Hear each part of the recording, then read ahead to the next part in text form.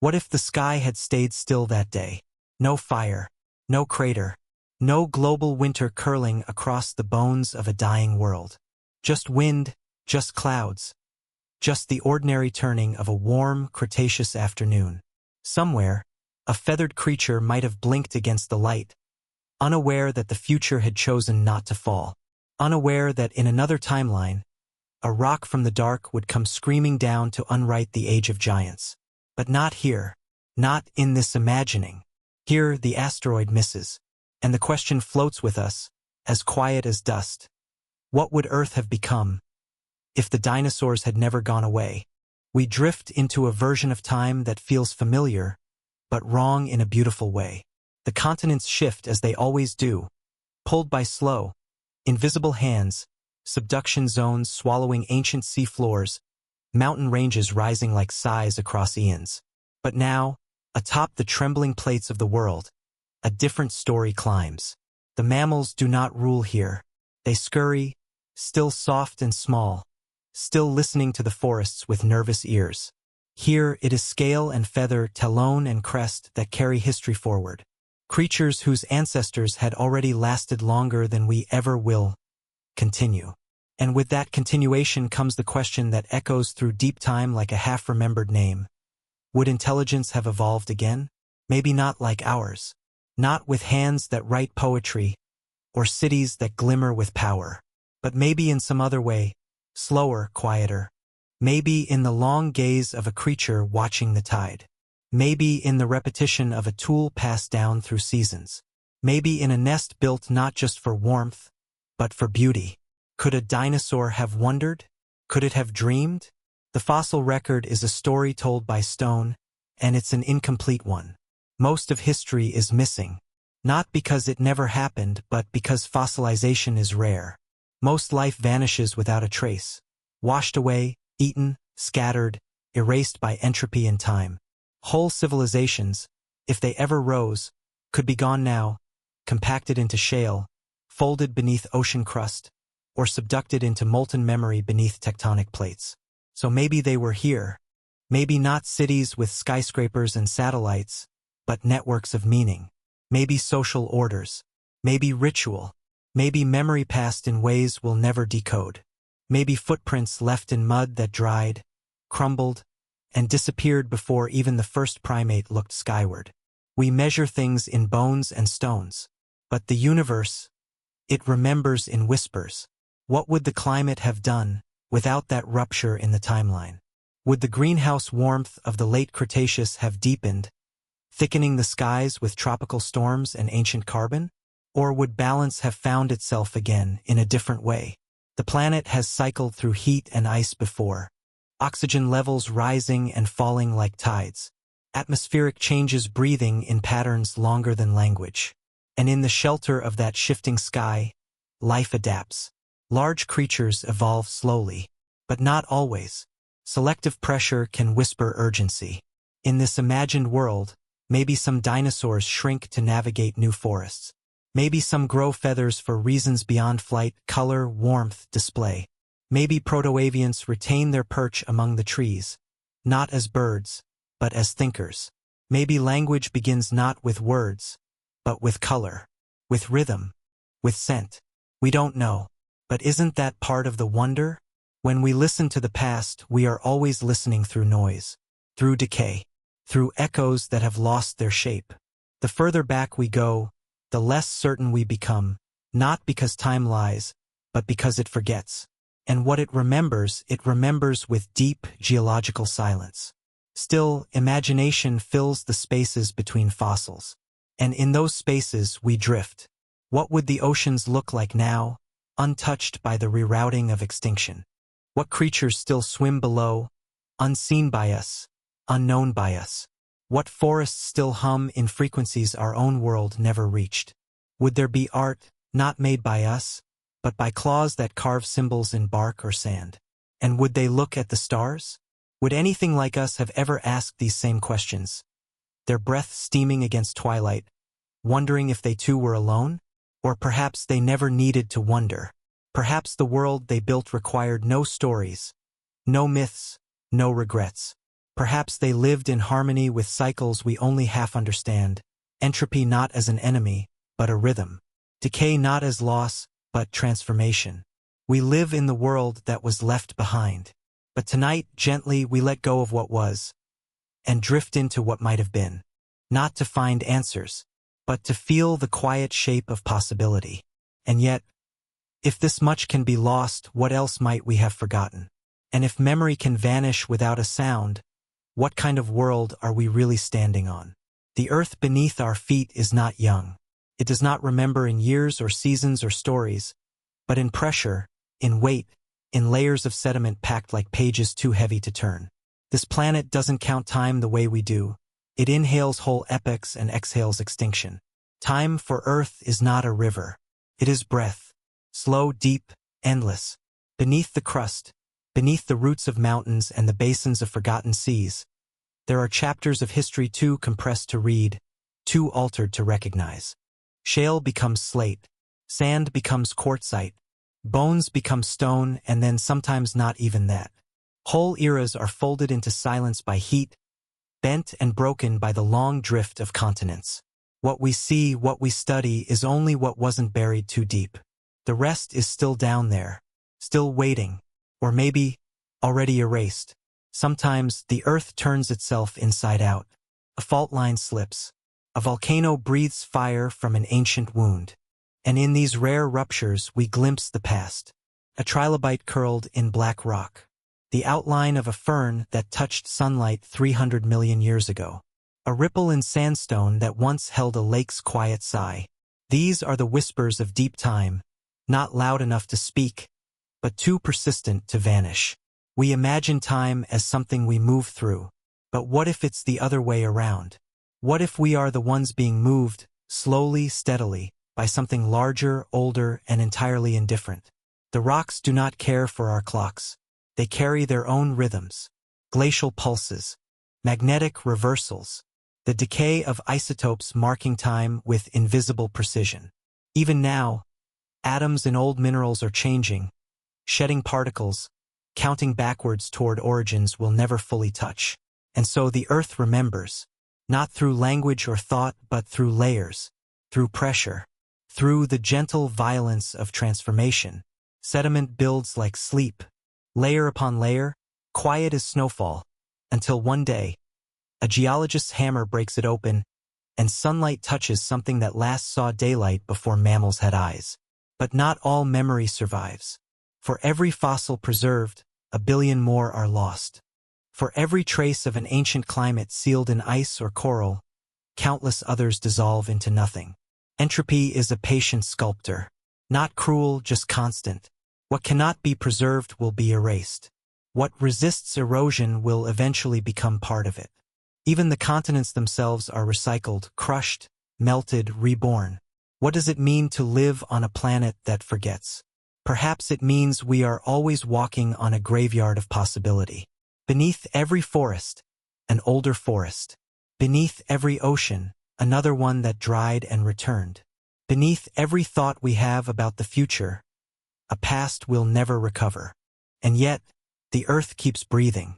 Deep, slow breaths, carrying the memory of mountains that rose and fell before eyes ever opened to see them. Sometimes, in the desert, you can see time. Not in numbers, but in color. Straight up painted across canyon walls like the slow drip of centuries. Reds and oranges, layers of dust and life pressed into permanence. Each one a moment, each one a silence. If you stand still enough, you can almost feel it breathing. And if time has a breath, does it also have a heartbeat? Not a quick one, not one we could hear, but maybe something quieter. The slow rhythm of continents drifting. The pulse of magnetic fields shifting. The quiet, repeating cadence of impact and recovery, extinction and emergence. Perhaps the planet's memory isn't stored in fossils at all, but in patterns, in loops, in rhythms so vast we mistake them for stillness. Could it be that the earth remembers through change? Could it be that every extinction, every disappearance, is not the end of memory, but the shape of it? We may never know, but we can listen. We can trace the silence. We can press our palms to ancient stone and feel the warmth of time still cooling beneath our hands. And if this is the long breath of the planet, if this is how it remembers, then what happens when it exhales again? What stories rise next? What lives wait their turn? And as we fall deeper into this imagining, we ask gently, what else might have survived? And what might they have left behind? If the long breath of time continued uninterrupted, if the age of dinosaurs stretched further into now, into tomorrow, into a future still wrapped in clouds, would their memory lie buried beneath ours? Would their stories be pressed into stone like whispers waiting for light? We think of fossils as bones, skulls, ribs, claws, the remnants of bodies hardened into permanence. But bodies are only one kind of memory. There are others, paths worn smooth by passage, stones arranged with intent, ashes shaped by fire that once had a purpose, a shard of pigment, a trace of tool, the faint impression of a structure crumbled and buried beneath 1,000 years of falling leaves. Fossilization is rare. It does not favor the complex or the clever. It favors chance. Mineral-rich water, the absence of oxygen, the slowness of decay. Most things disappear before they can be remembered. But maybe not everything. If there had been intelligent dinosaurs, not just instinctive survivors but builders, wanderers, thinkers, what would they have built? Not steel towers or glowing screens. Not because they couldn't, but because their minds, their needs, their world would have spoken a different language. A civilization shaped by clawed limbs, by different gravity of thought, might leave behind artifacts that we wouldn't even recognize as artifacts. Could it be that beneath our cities, their cities still sleep? Not whole. Not waiting to be uncovered like lost temples, but folded into the geology of our time. Subsumed by sediment, twisted by tectonics. Perhaps there are layers where iron was arranged not by volcano or river, but by intention. Layers where carbon traces form patterns too symmetrical, too regular to be chance. Patterns that might have been signals or shelter or ceremony. We call them technofossils, fragments of technology preserved in the rock record. And if we can leave them, plastics, alloys, radioactive signatures, then why not others before us? The question is not whether it's possible. The question is whether we would ever know. Entropy is a quiet eraser. Over time, everything returns to the elements. Metal rusts, wood decays, stone shatters, even nuclear waste, glowing for centuries, will one day fade into background noise. A civilization that rose and fell millions of years before ours could vanish almost completely, unless something unexpected clings to the Earth's memory. Something out of place. Something enduring. And what about us? When we are gone, and the forests reclaim the glass towers, and the oceans shift their borders once more, what fossilized memories will we leave behind? Will distant eyes someday wonder at our plastic fossils? Our isotopic fingerprints left in the ice? Will the thin, radioactive shimmer of our brief firework in time mark us as myth or mistake? We imagine a future paleontologist. Not human, not saurian, just future, digging through the ruins of our geology, pulling up a smooth, sealed disk of unknown purpose. A circuit board, a bone-colored polymer, a curve of concrete shaped like nothing in nature. They may hold it to the light and wonder, not what it did, but what it meant. Not because they don't understand, but because meaning, like memory, does not always fossilize. There are places on Earth where the crust swallows itself. Ocean floors pulled into the deep, disappearing into the mantle, their records erased in heat. This is subduction. And with it, whole portions of the world are lost forever. If any civilization rose long before us, dinosaurian or otherwise, and lived near the coasts, near the mouths of rivers, on deltas or islands, the ocean may have taken all of it. Not in violence, just over time. So we look to land, to dry places, to deserts where time moves slowly, to cliffs where sediment piles without pause. There, the whispers might remain, a piece of worked stone, a shard of pigment, a fossil not of a creature but of a concept. Could it be that the Earth holds memories of minds before ours? Could it be that we are not the first to wonder what lasts? The thought is soft, not frightening. There is humility in it. a comfort even, to think we might be part of a cycle so vast we can't see its full curve. To imagine that thought itself is not unique but recurring. And if somewhere, beneath the basalt and the marlstone, a fossilized thought lies waiting, maybe it's dreaming too, waiting for us to listen. And perhaps, if we listen closely enough to what may be buried beneath our feet, we might begin to wonder, what came before memory itself? Might have been a heartbeat, not the kind you'd hear with your ear pressed to a chest, but something deeper, older. A pulse of warmth rising beneath scales or feathers. A rhythm not born from thought, but from biology, quiet, instinctive, alive. In the ancient world of the dinosaurs, that heartbeat was not uniform. It changed as bodies changed, as breath shifted from sluggish gulps to faster, finer rhythms. Some creatures remained cold-blooded, slow-moving under shade, waiting for the sun to animate them. But others began to carry fire inside. We once believed dinosaurs were all reptiles. Cold, slow, scaly. Minds dim, blood cool. But time and evidence are not fixed things. They evolve. And so too our image of the dinosaur has changed. Now we know. Some were warm-blooded. Some had feathers not just for flight but for insulation, for temperature, for display, and maybe, just maybe, for comfort. Warm-bloodedness is a quiet revolution. It allows motion in the cold. It allows care. A body that holds heat can hunt at dusk, can nest in shadows, can rest while the world cools around it. It allows attention, too sustained, focused. The kind of attention that leads to play, to problem-solving, to behaviors that stretch beyond survival and into the realm of choice. Could it be that some dinosaurs with feathers tucked around their young began to dream? Not the way we dream, but in flickers, in impulses, in the twitch of a claw during sleep, in memories replayed behind closed eyes. Birds, their descendants, show signs of dreaming today. Patterns in their brains at rest that mirror what we see in mammals. Could the roots of that dream state stretch back farther than we thought? Beyond mammals, beyond us, into a world still filled with ferns and thunder. Maybe those ancient creatures weren't just surviving. Maybe they were remembering, learning, imagining. Evolution is not a straight path. It loops, it stalls, it rewinds and jumps.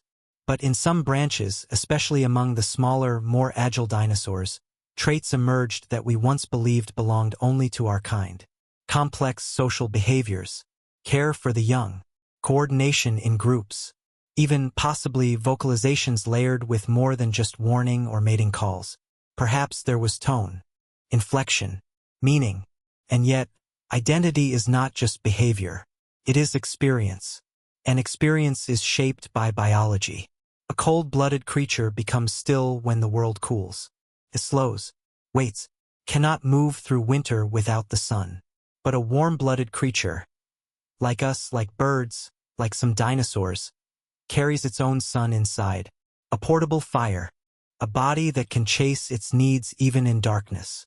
And with that fire comes the possibility of a longer thought, a broader awareness, a self stretching just slightly beyond the edge of now.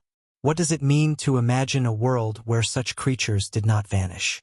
Feathered forms with inner warmth, not quite reptile, not quite bird, moving through forests we've never seen, forests with different light, different air. The atmosphere itself was richer then. Oxygen and carbon arranged in a dance that shaped lungs, metabolism, movement. What they felt, what they sensed, what they feared, we can only guess. But they lived in a world tuned to different frequencies. We speak of identity as if it is fixed. But evolution does not sculpt in stone. It sculpts in time. And time is soft. Over millions of years, a claw becomes a wing. A scale becomes a feather. A body cools or warms depending on need. And somewhere in that shifting edge between instinct and innovation, something wakes. Could that something have been thought? Could it have been emotion? Or is it our own memory, our need for connection that projects these qualities into stone? The fossils don't answer. But they don't say no either. They sit quietly in the rock, shapes preserved with stunning grace. A sleeping posture, tail curled, beak tucked beneath wing. A fossilized moment of rest, of stillness, of something very close to peace. And if that isn't a kind of dreaming, what is? The line between warm-blooded and cold-blooded blurs, just like the line between memory and imagination. And somewhere in that blur, life keeps trying new shapes, keeps reaching toward something just out of reach. Not perfection, not progress, just possibility. And so we ask, in this dark and ancient dream, if feathers once rose not to fly, but to feel, what else might they have become? If the skies themselves had never changed? If the cold had not fallen all at once, sudden as nightfall, blanketing the earth in ash and silence? If the sun had never vanished behind a veil of soot, and warmth had never drained from the world like breath from a closing lung? What might have continued, not just in body but in atmosphere? The Earth's climate does not move in straight lines. It loops, it sways, it lingers and returns. It remembers things we've never seen, in ice and sediment and ancient air trapped in stone. Sometimes it warms gently, slowly. Sometimes it collapses into cold, sharp and fast. Sometimes it pauses between pulses, holding a delicate balance that feels like peace. In the world where dinosaurs continued, where extinction did not pull the spiral off course, what would that climate rhythm have become? Would the heat have deepened? Would the poles have stayed forested, damp with ferns and dragonflies as long as your hand?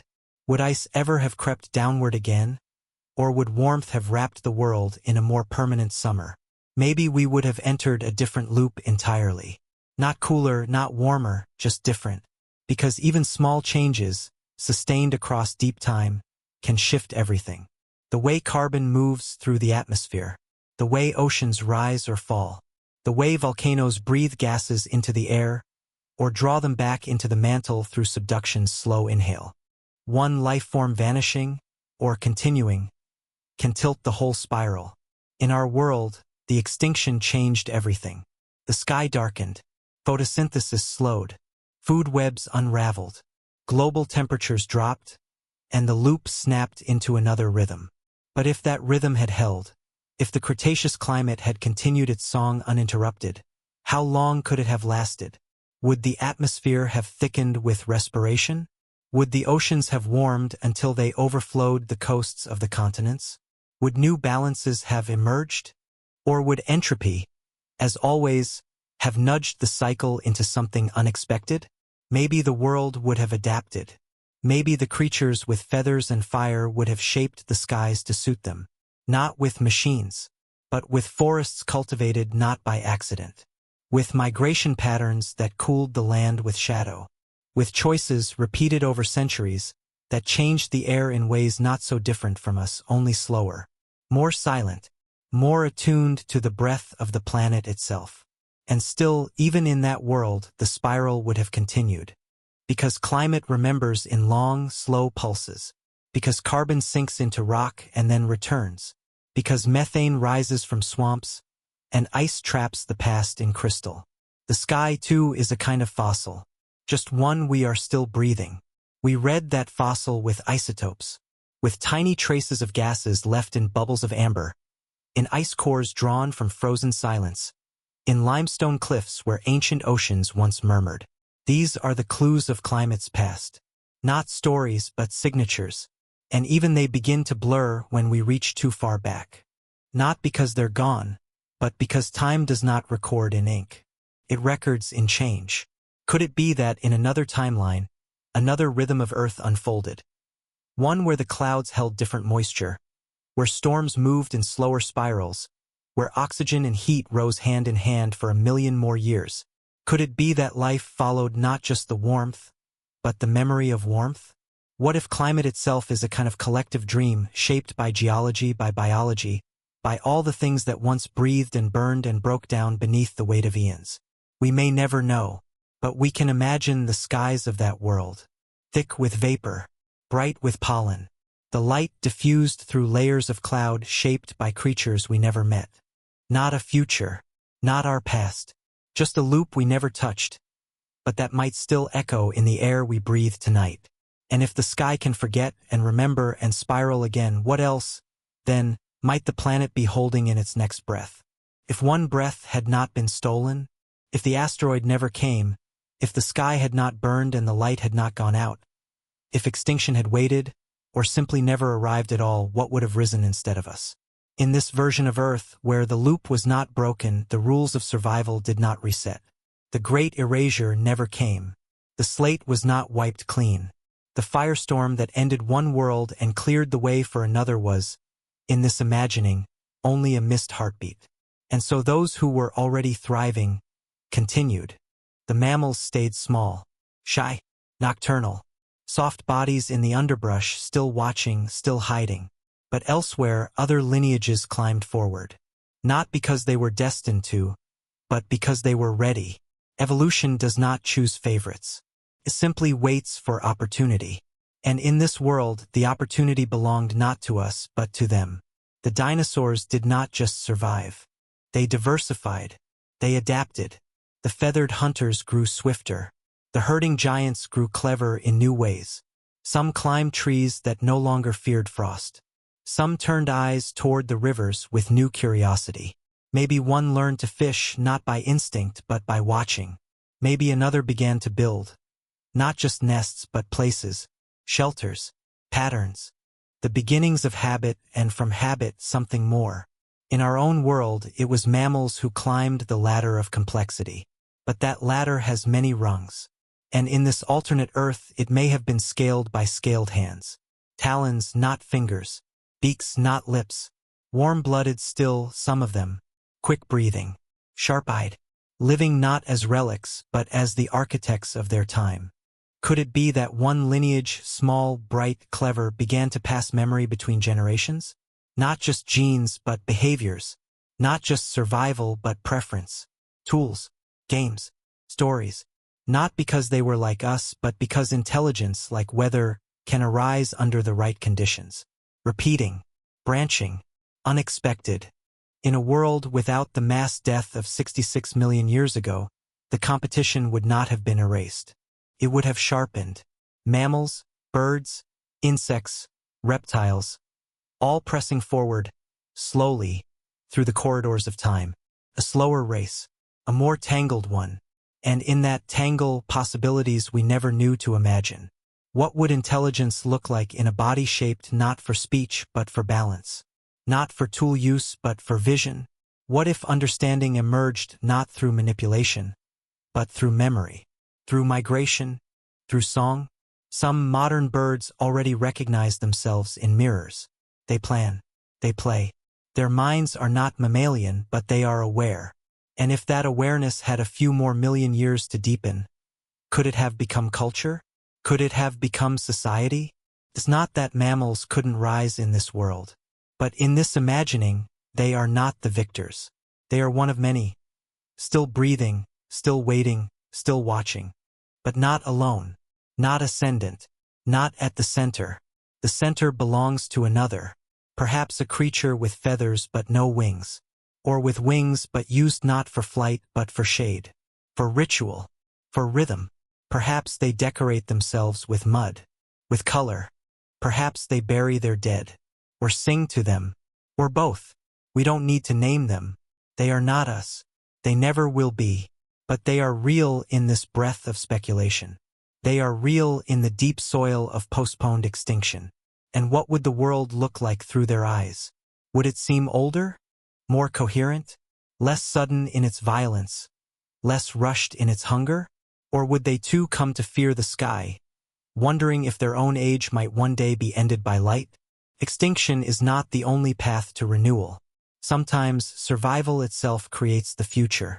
Sometimes what continues becomes stranger than what dies. And if life had followed a different thread, one that wound through feathers instead of fur, beaks instead of mouths, talons instead of hands, then history would not just be rewritten. It would feel unfamiliar. A planet rich with memory that was never ours.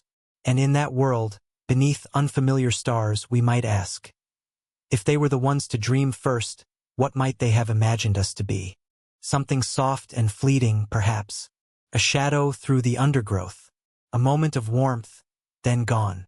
Or maybe they would have seen us as builders, like them. minds wrapped in skin, creatures who shape space to hold memory, because maybe they built too, not towers like ours, not boxes of glass and steel, but structures of rhythm and stone, things shaped not for height, but for purpose, for meaning. If warm-blooded saurians had become something more, if their thoughts grew long enough to loop, to return, to question, then it is not so strange to wonder whether they also began to build. Not because building proves intelligence, but because building creates permanence. And permanence is how a creature tries to remember itself. But what would they have used? Not bricks, not concrete. Their materials would have come from the landscape around them. Bone, perhaps, the remains of ancestors or prey. Fossilized wood, petrified trunks, volcanic glass, sediment hardened over time and shaped by claw, by beak, by tail.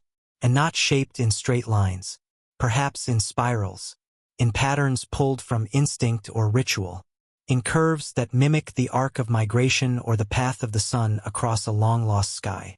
Could a city rise from such instincts? Could architecture be born not from blueprints, but from memory? Maybe they built near the coasts, where limestone cliffs held firm, or in valleys, where warmth pooled and wind passed gently through long stone corridors. Maybe the structures were open, layered, nest-like, perches for watching, chambers for storing bones not as food, but as symbols, as records, not because they worshipped, but because they remembered. We imagine architecture as a human thing, but termites build mounds that breathe. Beavers redirect rivers. Birds weave nests so intricate they pass for art. Life shapes shelter. And intelligence, if it arises, does more than survive. It rearranges the world to reflect what it perceives. Could it be that some dinosaur lineage, small social dreaming, began to shape not just tools but space? A stone platform to gather, a pattern of stones to mark the solstice, a circle of scorched earth to hold heat through cold nights. Maybe it started small, maybe it never went further, but maybe it did. And if it did, where are those cities now? We look for ruins. But time doesn't keep things in pristine drawers. Time scatters. Time breaks. Time buries and bends. Even our own cities, given enough years, would become dust. Without concrete, without metal, without deliberate mining or melting, any saurian structure might now be no more than a lopsided ridge, a layer in a cliff, a confusion of stones mistaken for coincidence. Or maybe they built with purpose but not for eternity. Maybe their cities were not meant to last forever. Maybe they were meant to fade, to return to the land. Not lost, but released. Architecture as breath. Structures not built to fight decay, but to join it. Is it possible they saw impermanence as part of design? That a shelter could rise with the season and fall again with the wind and still hold meaning? Our minds seek permanence, but perhaps there's moved in loops, in waves, in rising and falling rhythms. Perhaps cities bloomed and then crumbled, not as failure but as part of living. Could that be why we've never found them? Because we weren't looking for the right kind of ruin? A nest of stones in a spiral might seem like nothing. A fossilized arrangement of shells might pass unnoticed. But if those shells had been chosen, if those stones had once meant here or together or this is where we dreamed, would we even know? And if cities once rose from tail-balanced minds, shaped not in haste, but with patience and claw, what stories would they tell? Stories of migration, of storms, of loss, of something built to be seen from above, or only during winter, or only in silence. Not because they were less, not because they were more, but because they were not us. And yet, we might walk their bones one day and not even see. Stone cities of bone, folded into the earth like breaths held too long, might already be beneath us, forgotten, dreaming, not because time is cruel, but because forgetting is part of the spiral. And if forgetting is part of the spiral, then what else have we already stepped over, without knowing it was once alive? And not just alive but aware, listening, watching, expressing something not in words, but in movement, in sound, in the shimmer of feathers catching the light. If minds once bloomed in forms unlike ours, how would they have spoken? Not with mouths shaped for speech, but with bodies tuned to the rhythms of wind and pulse and color. Not with alphabets, but with intention. In this world of surviving saurians, where birds never became just birds, communication may have evolved down a path foreign to us. Not better, not lesser, just other. Perhaps the first language was motion, a tilt of the head, a flare of plumage, a pause before stepping forward. In our world, even now, birds speak with their wings. Courtship dances, threat displays, feather-ruffling flourishes of meaning. Could it be that those displays grew more complex in this alternate Earth? Could communication have become layered, nuanced, not through the throat but through the body? Maybe entire dialogues unfolded in stillness. A gaze held for longer than instinct would demand. A foot lifted, then placed carefully among patterned stones. A song not sung from the lungs, but carved into the landscape through repetition. Paths walked again and again until the very soil memorized the shape of the message. We know that crows remember faces, that parrots mimic with intent, that birdsong carries dialect, region, individuality. What happens when this pattern stretches across generations, when memory is not just personal but collective? Could feathers themselves become sentences? Maybe the color was not for camouflage or courtship alone, but for grammar. Maybe the way they opened their wings, the sequence of their calls, the silence between steps, all told stories. Maybe meanings changed with the season, with the moon, with the wind. A language not frozen in ink but alive, shifting, spoken through weather and ritual and plume. And if you stood in their city, quiet, patient, what would you hear? Not noise, not chatter, but rhythm. A call answered from across a ridge, a stomp, a whistle, a breath. Perhaps the city sang only at dusk, when light filtered through the canopy just so. Perhaps the messages were not meant to be permanent. Perhaps they existed only in that moment, like a breeze you can feel but not hold. Could that be why nothing was written? Because nothing needed to be? Because memory lived in bodies, in groups, in place? Because the idea of carving a thought into stone was unnecessary? We are shaped by the sounds we make. Our languages are rooted in vibration, in air pressed and pushed through chords and teeth. But sound is not the only path to meaning. Dolphins click. Bees dance. Trees warn each other through chemicals and fungi. Communication is older than speech. It is older than voice. Perhaps it is older than silence, too. So what if these creatures, these warm-blooded, feathered minds, built a world where language was woven into being? Where knowing someone meant knowing their patterns, their colors, their pauses? Where truth couldn't be lied, because it couldn't be spoken at all, only lived? Is it possible that entire histories bloomed in feathered gesture? That love was shared not with words, but with breath and stillness? That memory passed down in choreography rather than story? And if that were true, how would we ever know? The fossil record does not preserve voice. It does not hold movement, cannot tell us the rhythm of a conversation that left no mark. A posture, a call, a flicker of intention, these fade, these vanish, these die in the moment they are born. But maybe, just maybe, one day we'll see a trace. Painted feather sealed in amber. A pattern of stones too deliberate to be chance. A fossilized gathering, where many bodies rested together, all facing the same direction, all paused mid-gesture. Maybe we won't recognize it for what it was. Or maybe, for a moment we'll feel something stir. A sense of meaning, of message, of a language that once lived beneath our own. Not in words, but in presence. And as we listen to the echo of that unspoken world, we might begin to wonder, if language can live without sound, what else can think without speaking? And what else, perhaps, could have built without leaving a trace? The fossil record is not a history book. It is a whisper of what survived long enough to be noticed.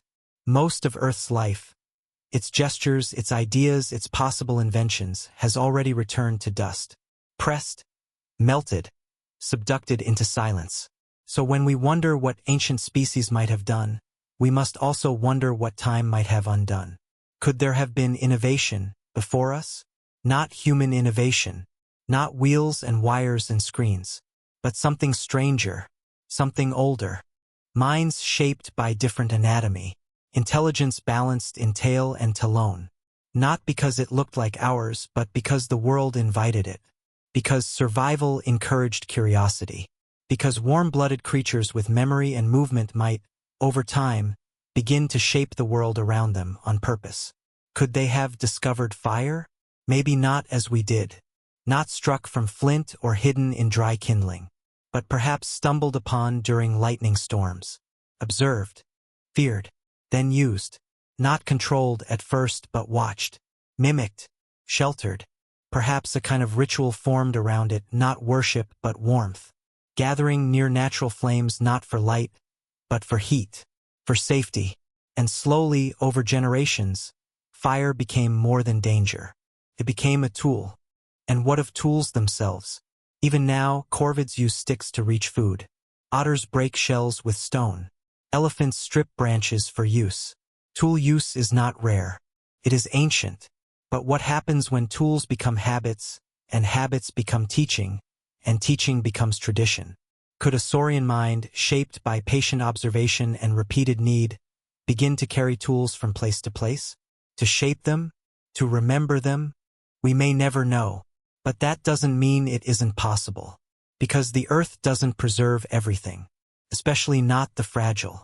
Not the wooden handle or the woven fiber, or the crude ceramic vessel left in a shallow cave. Especially not after tens of millions of years. Even our own early tools from just a few 100,000 years ago are rare and scattered. And what survives is often stone. Not because stone was always chosen, but because stone endures. Could it be that ancient species made things that time simply forgot? Could there have been innovation that decayed? And what about energy?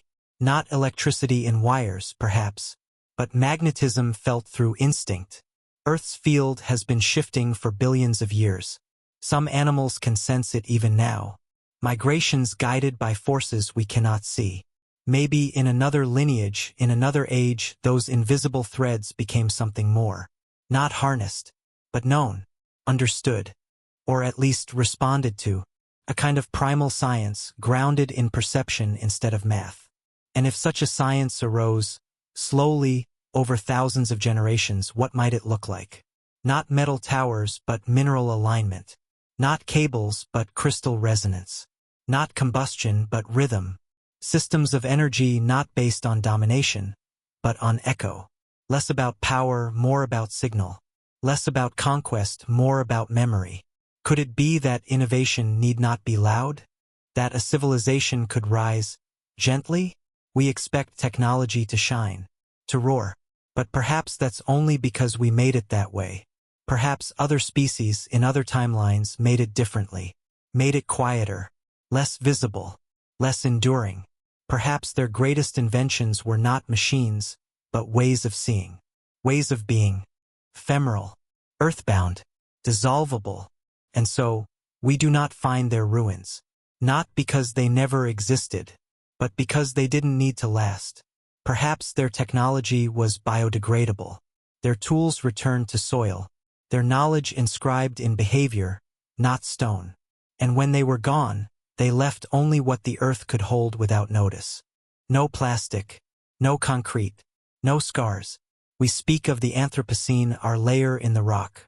The technofossils we will leave behind. But what if we are not the first to carve time with innovation? What if others came before and left less behind, and not because they knew less, but because they needed less? It is a thought that humbles. And so we lie here, in a bed shaped by gravity and memory, and wonder, could the earth itself be hiding an entire age of intelligence beneath its skin? And if that intelligence once sparked in claws instead of fingers, in minds shaped by different stars, then we must ask, if fire once burned in a nest, long before we ever lit our first torch, what dreams might have been born in its glow? If not of earth, then of the sky. Because even the smallest flame casts shadows upward. Even in the hush of ancient forest, when the fire is low and the air is still, the stars appear. Quietly, patiently, watching back. Above the canopy, above the clouds, above the breath of time, there is always something waiting to be seen. And perhaps even then, it was seen. Not with eyes shaped like ours. Not with pupils tuned for books or screens. But with eyes wide and unblinking. Amber-ringed, vertically slit, or feather-framed and sensitive to wavelengths we will never know. Eyes that evolved to catch motion in the underbrush might one day have lifted. Just for a moment. Just long enough to notice that the dark itself shimmered. Maybe it began with pattern. The full moon always in the same place during certain migrations. A cluster of lights returning each season. A flash across the sky, quick and vanishing. A rhythm that couldn't be touched, but never failed. Could recognition of the stars arise not from wonder, but from repetition? And if so, what came next? Could a creature not yet burdened by astronomy still feel awe? Perhaps they gathered where the sky opened wide. On plateaus, in clearings, near water where the reflection doubled the mystery. Perhaps those with the keenest memories, the oldest feathers, passed down something unspoken. A direction, a symbol, a place to rest during certain phases of light. Not navigation, not yet, but something simpler, more sacred. Did they ever trace constellations? Not as we do with myths of bears and hunters, but with movements, with migrations, with stories stored not in names, but in the body. Perhaps certain stars marked the time to molt, others the time to lay eggs. Perhaps their understanding of the heavens was not distant, but deeply intimate, felt more than explained.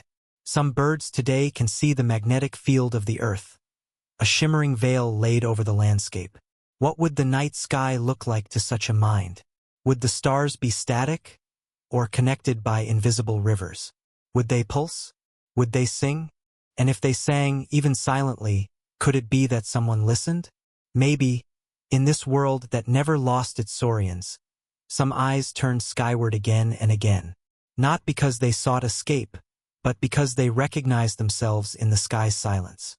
Because something in the stillness above echoed the stillness within. Could thought have bloomed there? Not science, not yet, but the seed of it. The pause before sleep when a creature wonders where the light goes when it falls behind the trees. The moment between instinct and insight. That fragile breath when curiosity is born. We think of astronomy as telescopes, as data, as machines mapping the infinite. But before all of that, it was just looking, just noticing. Just the slow miracle of paying attention to something that never touches the ground. So perhaps millions of years ago, a creature sat still at night, its breath slow, its vision vast, and it looked up, not with understanding, not with intent, just with presence. And that was enough, because from presence comes pattern, from pattern, meaning, and from meaning maybe eventually a kind of knowledge, one that doesn't leave records, doesn't leave tools, doesn't leave numbers, but one that lingers in the shape of nests, the rhythm of migration, the way stones were arranged to greet the moon. Could it be that the stars were not first seen by us? Could it be that long before our stories, another set of eyes found the sky just as endless? And if so, if somewhere, in the soft dark of a forgotten epoch, eyes once watched the stars, then we must wonder what else they saw, and whether any of it is still falling toward us now. We may never know, but the earth might, because even when eyes forget, and species vanish, and language collapses back into wind, something older keeps track. Something colder, slower, less alive, but somehow more permanent. Geology remembers, not with thought, not with feeling, but with weight, with pressure, with patience, while biology flickers and fails, while civilizations rise and fold into dust, the stone beneath it all is writing, not in symbols but in layers, in chemistry, in the delicate ratios of isotopes frozen into crystal. The earth keeps a diary, not one meant to be read, but one that is always being written. If you were to peel back the surface, gently, carefully, like lifting the pages of an impossibly ancient book, you would see its chapters. Some are thick and quiet, ages of calm seas, of slow sediment settling like sleep. Others are sharp and sudden interruptions of ash, of pressure, of heat. These are the moments the planet doesn't forget. Extinctions, impacts, flood basalts that turned oceans acidic, ice ages that wrapped continents in stillness. All of it is there. Sometimes memory is color, a layer stained red with iron, where oxygen once surged. Sometimes it's texture, a band of clay pressed thin between harder stone, telling of a time when life faltered. Sometimes it's invisible, an isotope, gently decaying, counting back toward its beginning. A quiet clock, a whisper of what once was, and beneath it all, silence. Because stone does not speak. It endures, and in that endurance it stores what we forget. Every rock has a past. The gravel beneath your feet once moved with rivers long gone. The mountains on the horizon were once soft seabeds, twisted upward by tectonic memory. Even the dust in your home is ancient, older than cities, older than trees. It has been through the lungs of creatures we will never name. Could it be that this is where true history lives? Not in books, not in ruins, but in the very structure of the world. What if the Earth has always remembered more than we do? Maybe memory isn't a human trait. Maybe it belongs to the planet itself. Maybe forgetting is just what soft things do. And we are soft. We do not last like stone. Our bones dissolve. Our machines corrode. Our voices fade. But the planet keeps absorbing, keeps layering, keeps turning pressure into permanence. The core is molten. The surface crumbles. But in between, there are traces. Lines in the crust. Hidden valleys. Isotopic shadows that mark when life changed. When it ended. When it began again. There are places in Greenland, in Antarctica, in ancient lake beds, where time rests undisturbed. There are caves where crystals record the slow dripping of water across millennia. There are stalagmites that have memorized the rainfall of vanished summers. Even extinction is remembered, not in sorrow, just in contrast. A sudden drop in pollen, a spike in iridium, a gap where teeth should be, a silence in the fossil record wide enough to notice. And yet, geology doesn't mourn. It simply continues. And maybe that's a kind of peace. To remember without regret. To hold what was, without needing to change what is. And so the rocks remain, long after we are gone. Long after the last dinosaur shadow vanished into fern and fog. Long after the last feather drifted into sediment. Long after the last tool was swallowed by mud. They hold the shapes of thoughts, the echoes of climates, the imprint of impact. Could it be that they are the only witnesses that never look away? The only ones who saw everything and stayed? Maybe memory is not just what we carry forward. Maybe it is also what holds us in place. The gravity of the past, layered beneath our feet, unmoving, unjudging, present. And as we drift into sleep, as the sky turns and the soil cools, we can listen. Not for sound, but for pattern, for pressure, for the slow, steady rhythm of the earth recalling itself. Because somewhere, deep beneath the weight of time, geology is still remembering. And if it remembers this much, so much more than we will ever see, then what else might be buried in its pages, waiting to be read by someone someday who finally knows how to listen? And if someone reads deep enough, if they brush aside the stone and dust with patience, they may begin to notice what isn't there. A shape that never formed, a breath that never warmed the air, the shadow of something soft that stayed hidden beneath claws and feathers and scale. Not because it failed, but because it never rose. A question left unanswered in the cold. What would we be if we had never been? Because in this world of alternate spirals, in this earth untouched by an ending sky, mammals remain in the quiet places. In hollows, in the dark, beneath leaf and root and silence. They twitch in sleep. They scurry. They eat what's left. They wait, as they've always done, on the edges of everything. And maybe they never stop waiting.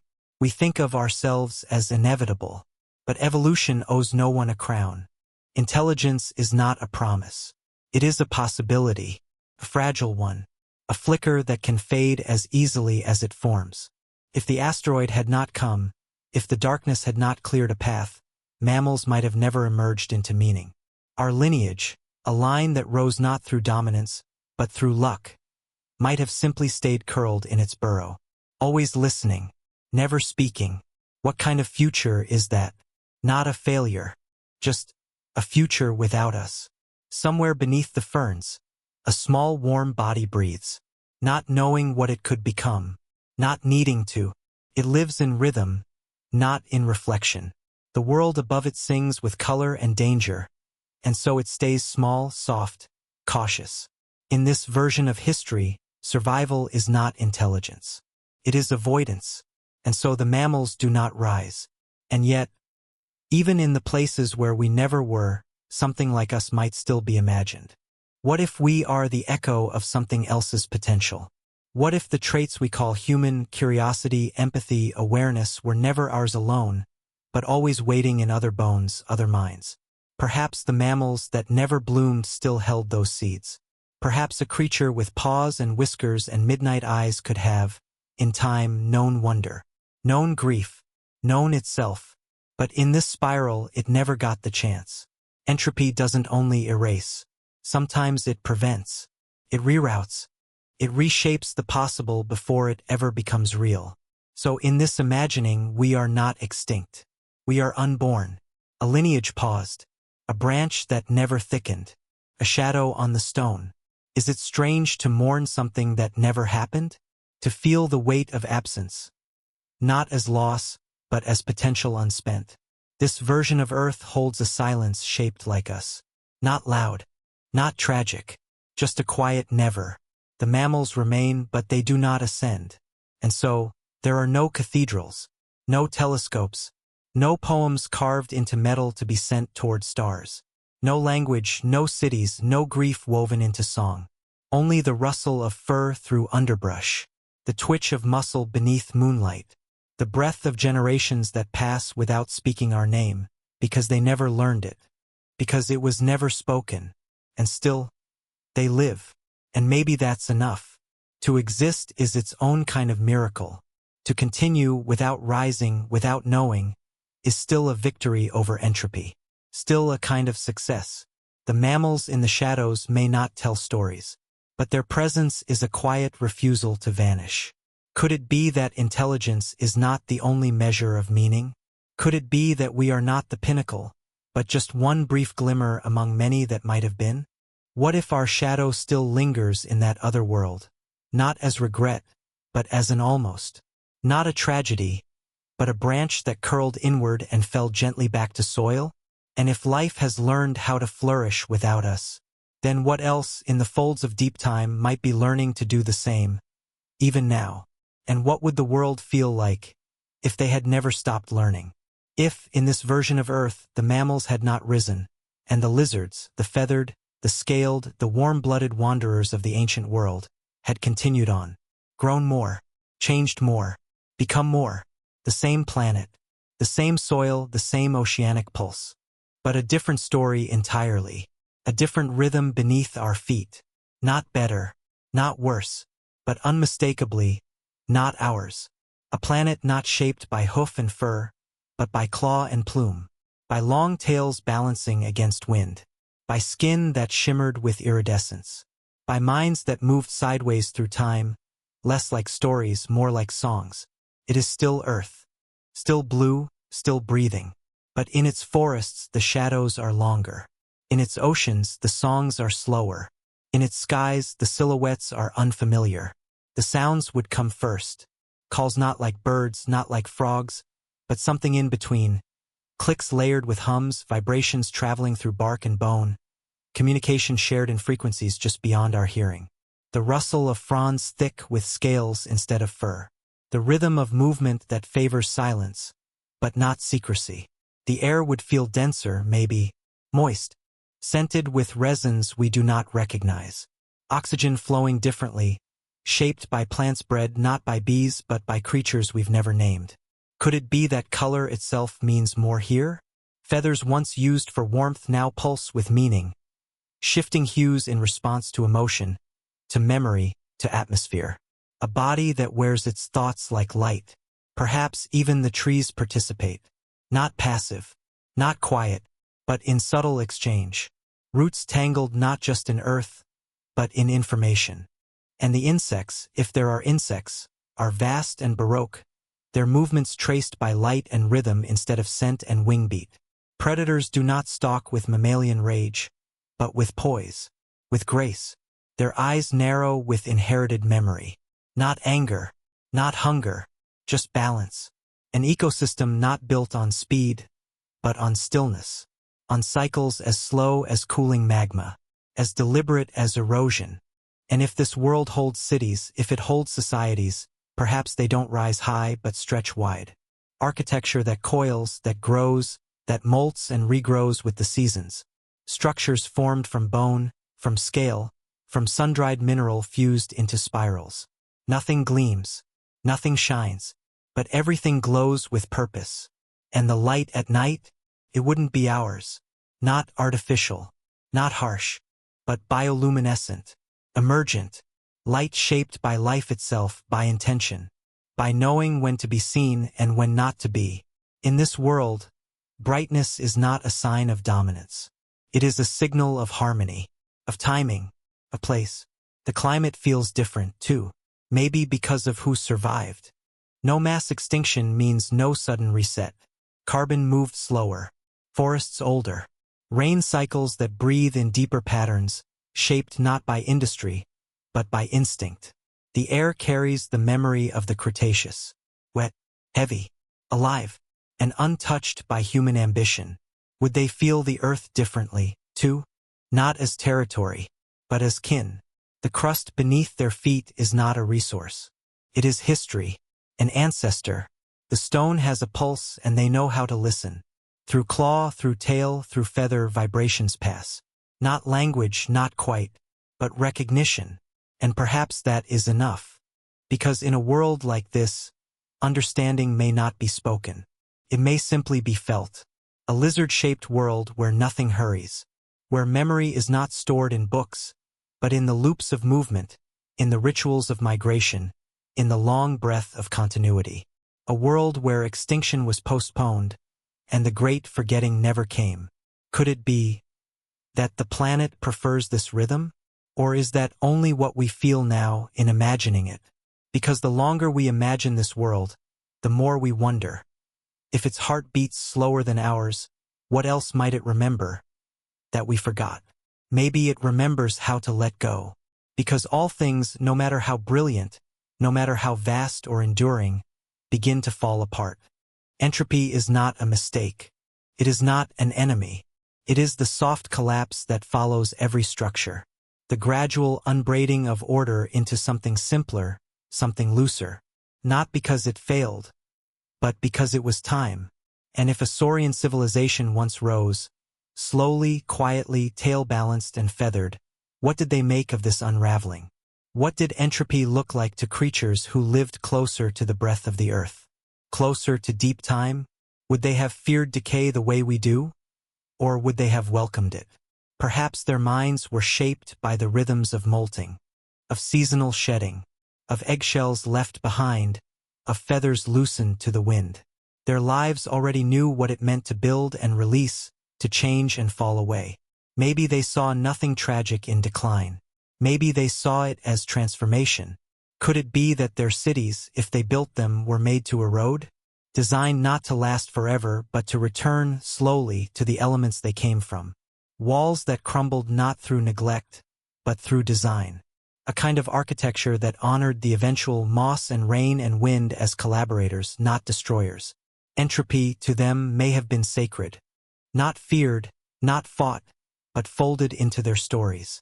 Maybe they spoke of things not in terms of how long they would last, but how gracefully they would disappear. Not monuments to power, but to patience. Not resistance, but release.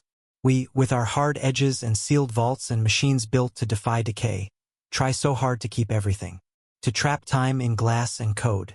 But maybe they understood that nothing can be held forever. Not meaning, not memory, not even form. All things dissolve. And sometimes what they become is more beautiful than what they were. Would a Saurian philosopher have looked at a crumbling structure and seen wisdom? Would the slow collapse of a nest city be a kind of art? A celebration, not an emergency? Maybe they didn't mark endings with fear, but with silence, with softness, with the simple acknowledgement that all patterns loosen in the end. And what about knowledge? We imagine libraries and archives, data locked in digital systems. But what if their memory wasn't stored in objects at all? What if it was passed only through bodies and behavior, songs, gestures, dances, migrations, each one evolving gently with time, knowing it would change, and that change was the memory? In such a world, entropy isn't a thief. It's a teacher. Maybe their science didn't try to stop decay. Maybe it asked better questions. What does it mean to fade well? What shape does a structure take when it knows it will not be permanent? What does wisdom look like when it has no need to be preserved, only lived? Could they have marked their timelines in cycles, not in lines? Could the loss of form have felt like return? Perhaps they saw erosion the way we see sculpture, the slow revealing of what was hidden. Perhaps they celebrated the unraveling. A society that doesn't fear entropy doesn't build walls to keep it out. It builds gates to let it in. And if entropy came not with chaos, but with peace, how would that have shaped their identity? Would they have seen themselves as passing moments, not permanent beings? Would they have worn their age with reverence? Would their stories begin not with birth, but with becoming dust? Maybe we've been asking the wrong questions. Maybe the point was never how long something lasts, but how fully it lived before it let go. Could it be that what they feared was not death, but the refusal to decay? That what mattered was not resisting entropy, but trusting it? Because all things scatter, all heat spreads, all stories end. But in the ending, there is a quiet continuity. A feather that falls becomes soil. A city that crumbles becomes landscape. A breath that ceases becomes wind. And if a civilization once walked this earth with claws and wisdom and silence, if they knew that even thought would one day dissolve, then perhaps they didn't resist the end. Perhaps they watched it arrive with open eyes. And if they did, then what remains of them now? Not walls, not words, but a softness in the strata, a hollow in the cliffside, a pattern of stone worn too precisely to be chance, a trace of entropy with claws. And so we wonder, as the world around us slowly cools and breaks and turns to dust once more, if they learned how to vanish without fear, what else did they learn to let go of? Maybe themselves. Not in sorrow, not in failure, but in trust, in knowing that even memory, if not tended, will return to stillness. And stillness is not emptiness. It's just the space where stories once waited. But what about the stories that never had a chance? Not those that were told and lost, but those never born, never etched into stone, never whispered in feathers, never carried in breath. This earth, with all its layers and lives and lights, has known 1,000 silences. Some carved by time, others simply unfilled. What of the creatures that never came to be? The ones evolution nearly invited, but never finished. Forms that almost found footing, almost split from their ancestors, almost shaped a new branch and then paused, or turned back, or waited too long. There is no record of them, no trace, no mark in the mud, no teeth, no vertebrae, no footprints dried and preserved beneath a landslide. There is only the ache of absence, the quiet of what wasn't. What does it mean to never fossilize? Not because of decay or erosion or pressure, but because the bones were never formed to begin with. What of the lineages that hovered on the edge of becoming, but never crossed? The almost invented, the nearly born? Could they have been intelligent? Could they have sung? Could they have walked beside rivers now dried, looked up at moons that are still here, and felt something? Maybe, maybe not. That is the nature of speculation. It does not prove. It listens. It leans toward the hollow and asks, what if? It looks at a blank page in the fossil record and wonders if it was ever meant to be written on at all. What if the Earth once held the beginning of a mind we never met? Not because it died, but because it chose another path, or was never given one. A species that never stepped out of instinct, never shaped a tool, never gathered meaning, but might have, in another timeline, in another loop, with 1 more million years of warmth, or cold, or stillness. There is a quiet sorrow in that. Not loud, not tragic, just a softness. The kind you feel standing at the edge of a forest you'll never enter. The trees are real. The path might exist, but your feet never find it. This chapter of Earth's history is made not of facts, but of missingness. Gaps in strata, silences between fossils, bones that were never bones, species that were never species, beings that almost lived, and because they didn't, left nothing. But that's not the same as meaninglessness, because absence still shapes the world. The dinosaurs we imagine continuing might have been joined by others, companions or rivals who never emerged. Maybe their evolution made space for voices that never spoke. Maybe, in this alternate Earth, those unmade bones were never needed, never summoned by time. Their quietness, their lack, was part of balance. And yet, could the Earth remember even what never happened? Could something linger in the isotope trails, in the ancient air, in the unbroken sediment? Some whisper of life that only nearly was? If we could read the patterns of failure, would we understand more of success? What does it mean to mourn a creature we never met? A civilization that never stood? A shape that never stood upright or walked or dreamed, but might have? Maybe it's not mourning at all. Maybe it's just listening. Listening to the softest part of time, to the silence of unmade bones. And if silence can leave such a presence, then what else might we hear next? In the dark between what was and what still waits to be, maybe the echo of something burning, not loudly, not suddenly, but a slow, deliberate smolder, rising not from trees, but from tension, from instinct refined into action, from the friction of beings that once lived beside one another, and then didn't, because even in a world of feathered minds and spiral cities, there would still be edges, borders, needs unmet, moments where coexistence turned into pressure, into posture, into flame. Would war evolve among intelligent reptiles? Or would something else take its place? We do not know, but we can wonder softly. Conflict in our world is often loud, sharp, dominant. It leaves scars on the land and on the language. But what if another species, born not of competition for territory but for balance with season and breath, met disagreement with ritual, with signal, with stillness? Perhaps the first wars weren't fought. They were danced. Two tribes approaching across dry valleys, feathers bristling not in rage but in warning. A sound, a low pulse carried in the chest, echoed in the earth, signaling boundary, intention, restraint. And maybe sometimes that restraint failed. Claws met claws, teeth found flesh. Fire, perhaps, kindled not for warmth but to threaten, to claim, to consume. But maybe fire, like thought, was treated with reverence.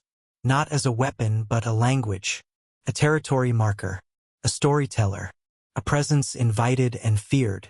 Could it be that fire was never turned against others, but only used to remember? A flame lit not to destroy, but to grieve, to mark what was lost. We imagine battles as blood, as victory and loss. But maybe theirs were more like storms, brief, necessary, never personal.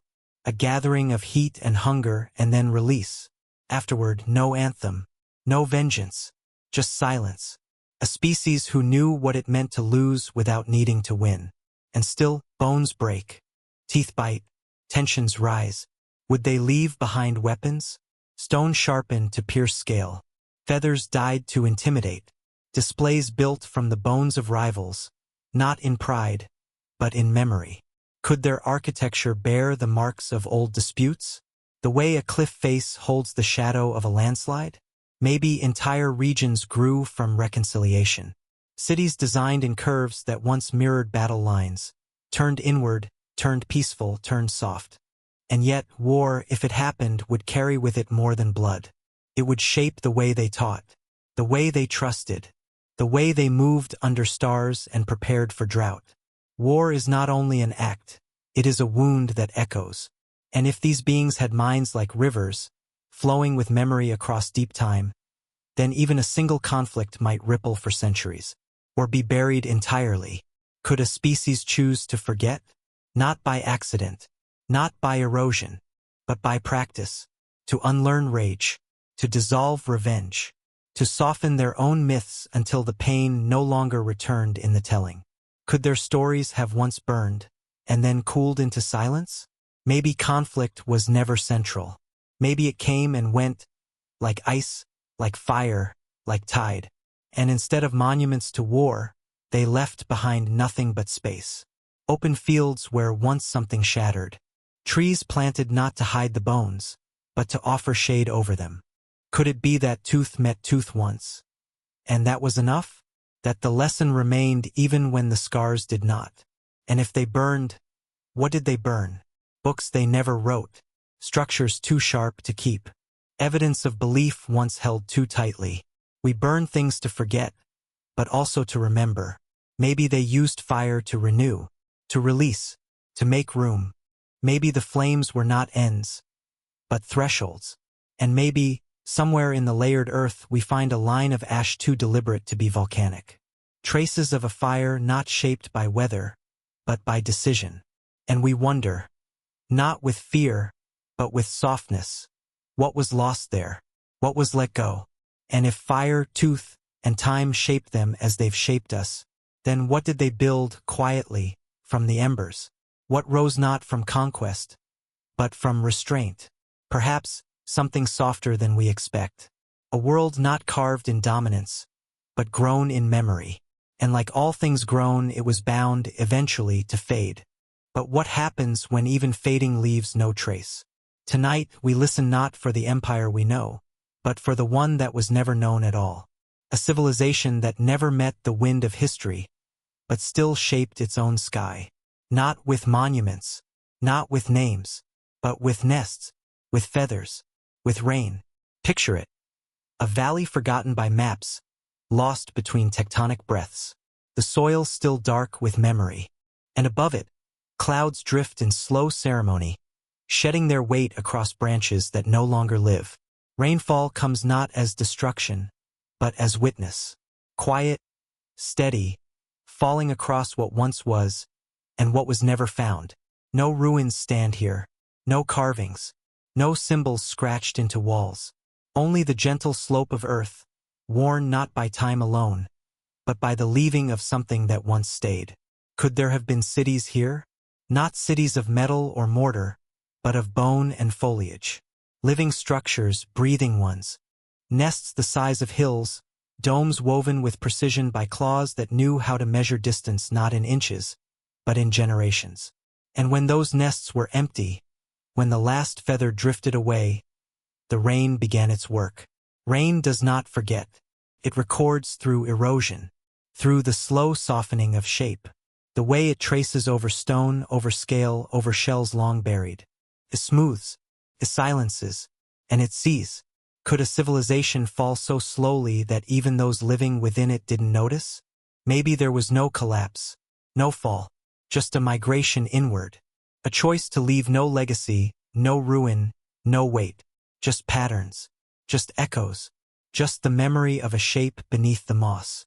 The suggestion of a spiral in the soil.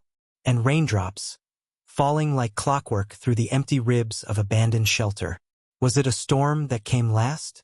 Or a drought? Or nothing? Just the usual entropy, arriving as it always does. Quiet, constant, uninvited but inevitable. Feathers decaying, nests folding, bones buried, then lost. And all of it watched over by weather, by droplets that ask no questions but listen just the same. What if the last record of their existence is not in fossil, not in fire, but in the chemistry of the rain itself? The ratios of isotopes shifted subtly by what they built, by what they burned, by how they breathed. A hint, dissolved in time, waiting to fall again.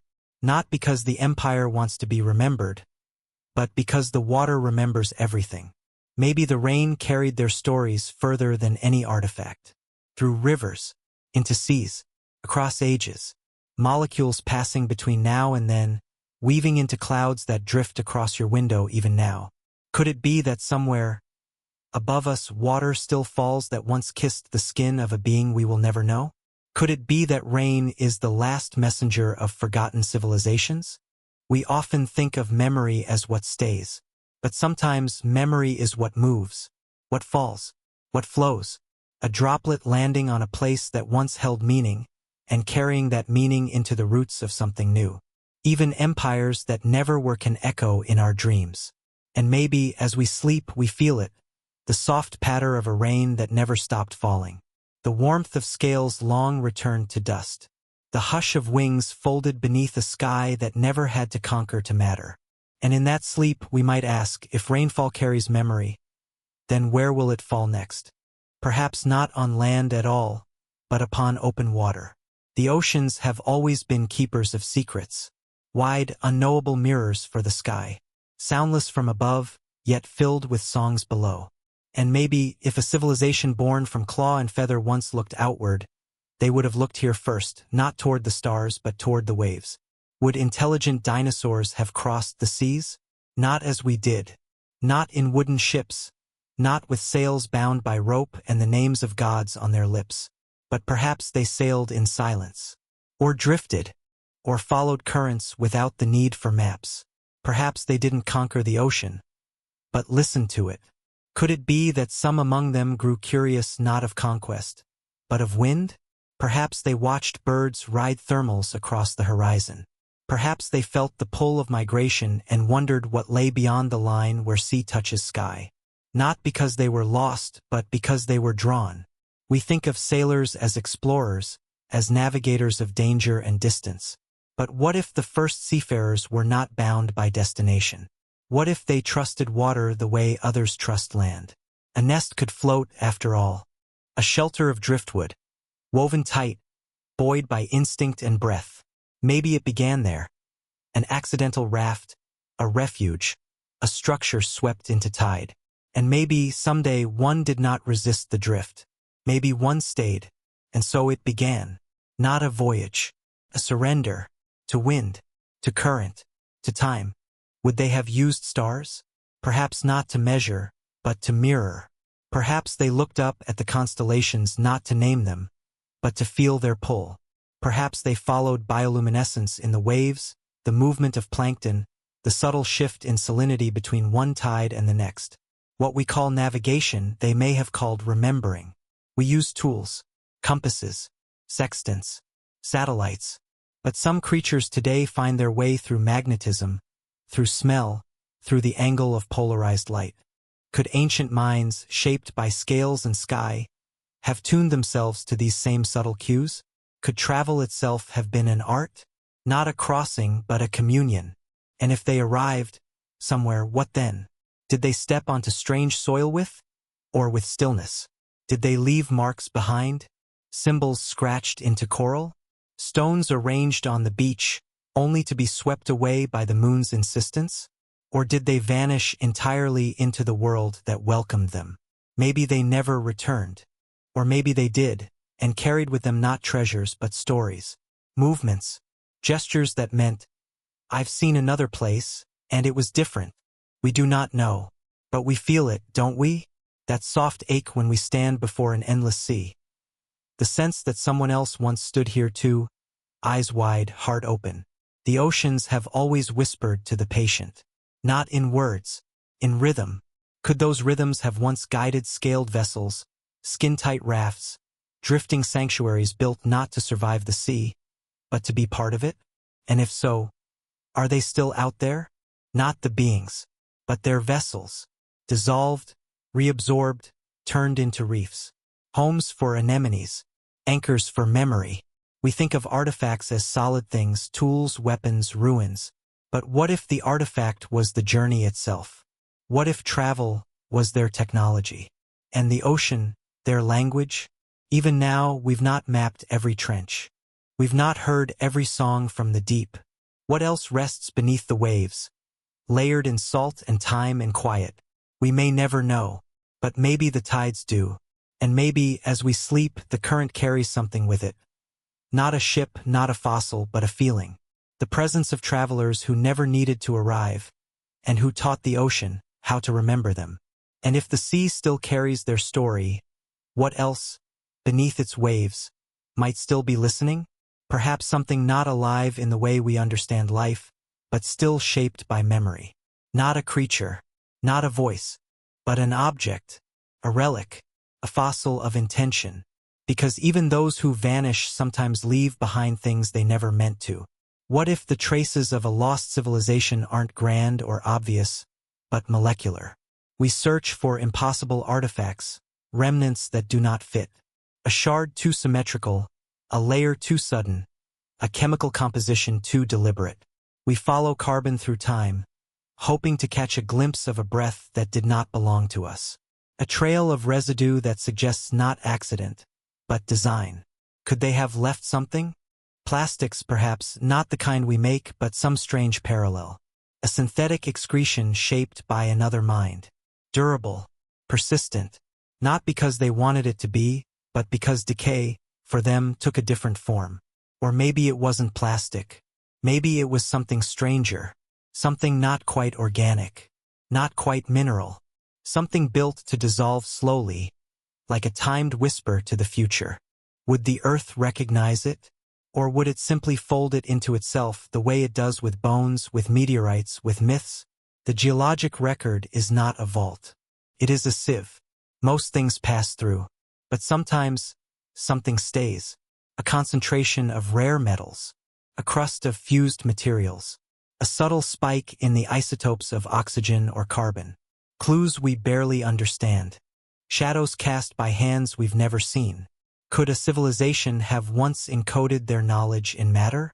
Not in language, but in structure, in shape, in ratios. Something layered into rock or crystal, not to be read but to be felt. To be puzzled out long after they were gone, not by accident, but by design. A memory shell, not a capsule, not a monument, but a container of presence. We think of memory as story, but it can be chemistry too. Memory can live in stable decay, in repeating chains, in patterns that resist time not by freezing, but by transforming gently, predictably over eons. A trail left not on the surface, but in the soil. Maybe they didn't write to be understood. Maybe they didn't want to be found. Maybe their artifacts were meant only for the planet itself, to be absorbed into Earth's ongoing memory. An offering, a return, a way of saying we were here not to the future but to the stone. What if they never built machines but still left behind systems? We measure civilization by its impact.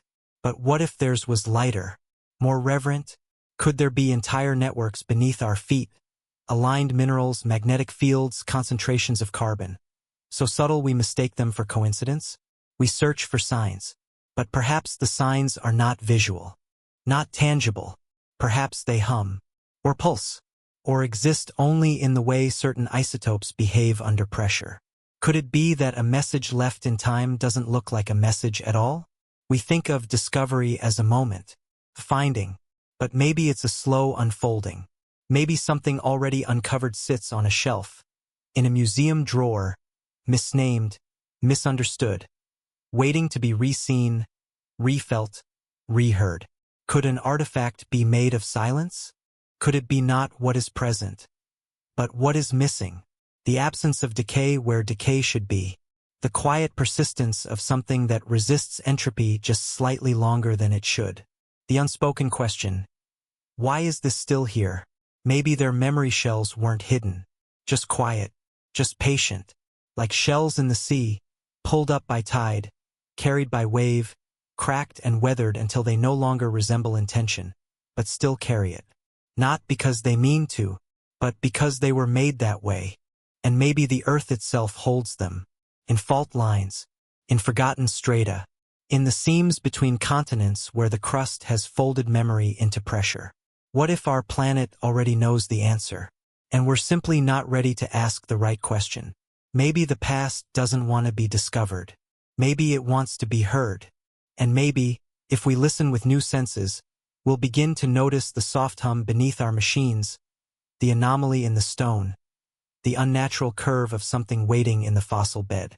Not to speak, not to prove, just to remain. A presence carried by carbon, etched into time. And if memory can hide like this, what else might already be waiting, just beneath the surface of our certainty? Perhaps the sky itself. We often imagine history as something buried, lost in layers of earth and ash. But what if something was lost above us? Not beneath our feet but overhead. Not under stone, but under silence.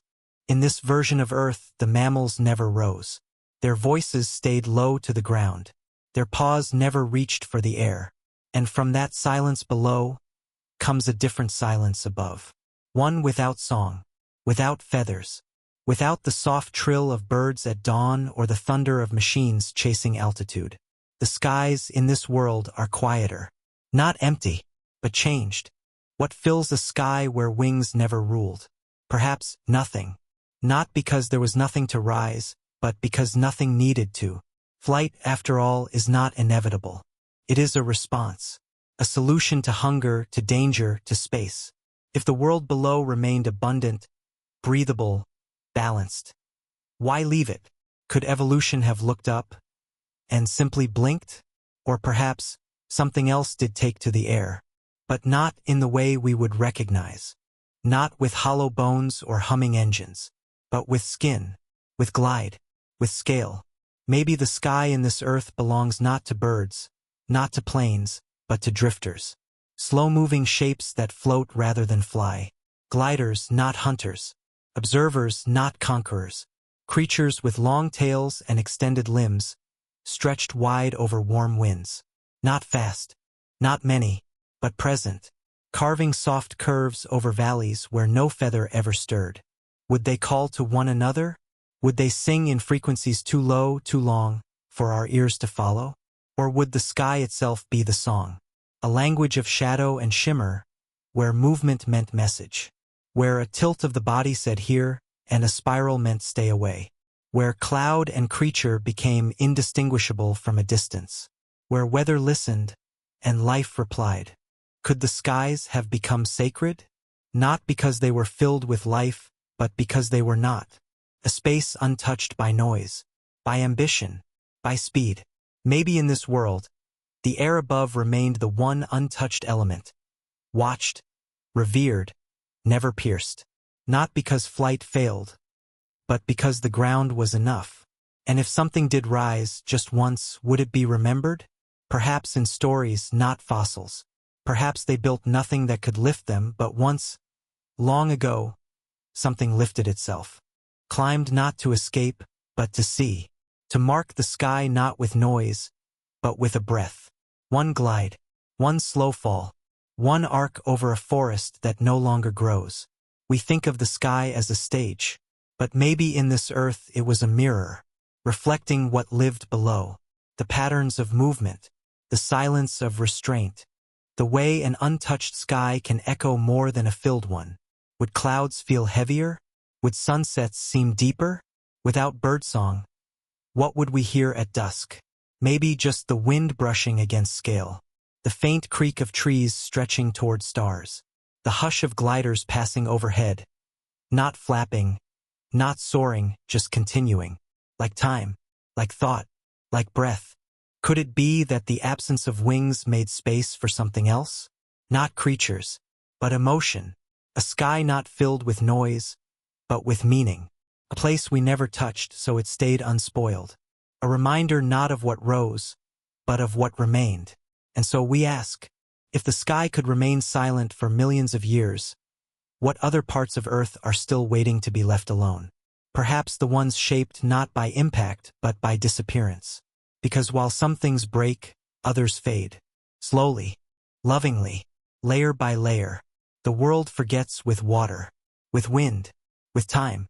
Not all at once, but gradually.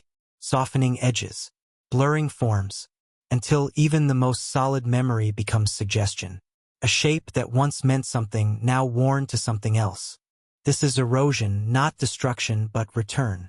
Every mountain, every monument, every cliff and crest is already unraveling. Not because the earth resents what it builds, but because it always lets go. Even the most impossible things, even alternate histories. Could time erode what never happened? Could the bones of a story we never lived be swept into rivers, folded into sediment, worn smooth until no one can tell whether it was real or almost real?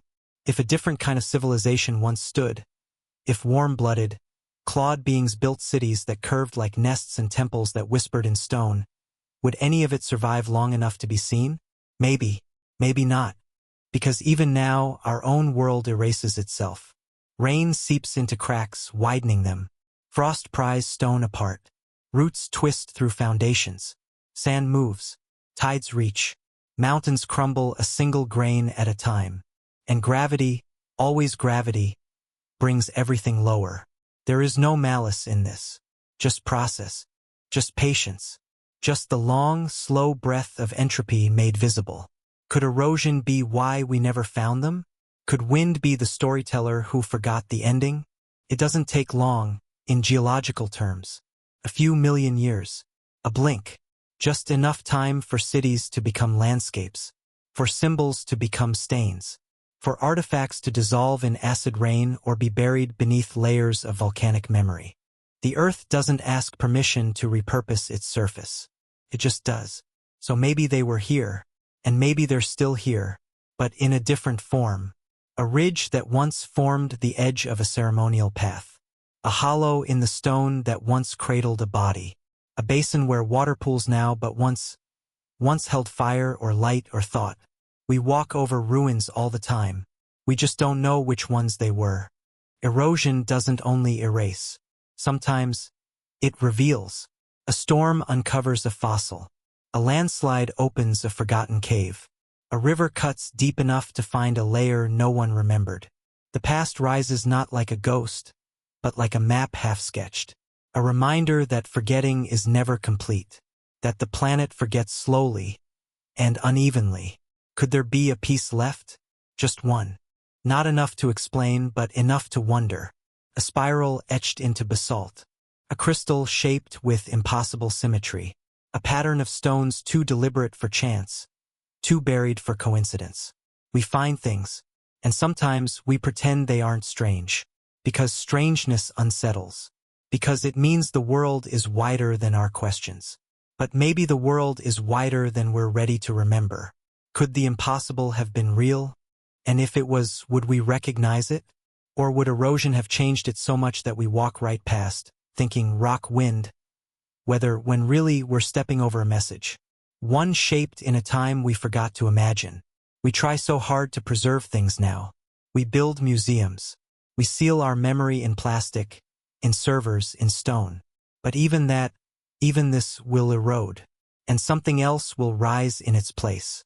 And that new thing will wonder what came before. And it too will find only fragments. That's how time works. It doesn't hide things. It just keeps moving. And as it moves, it changes shape.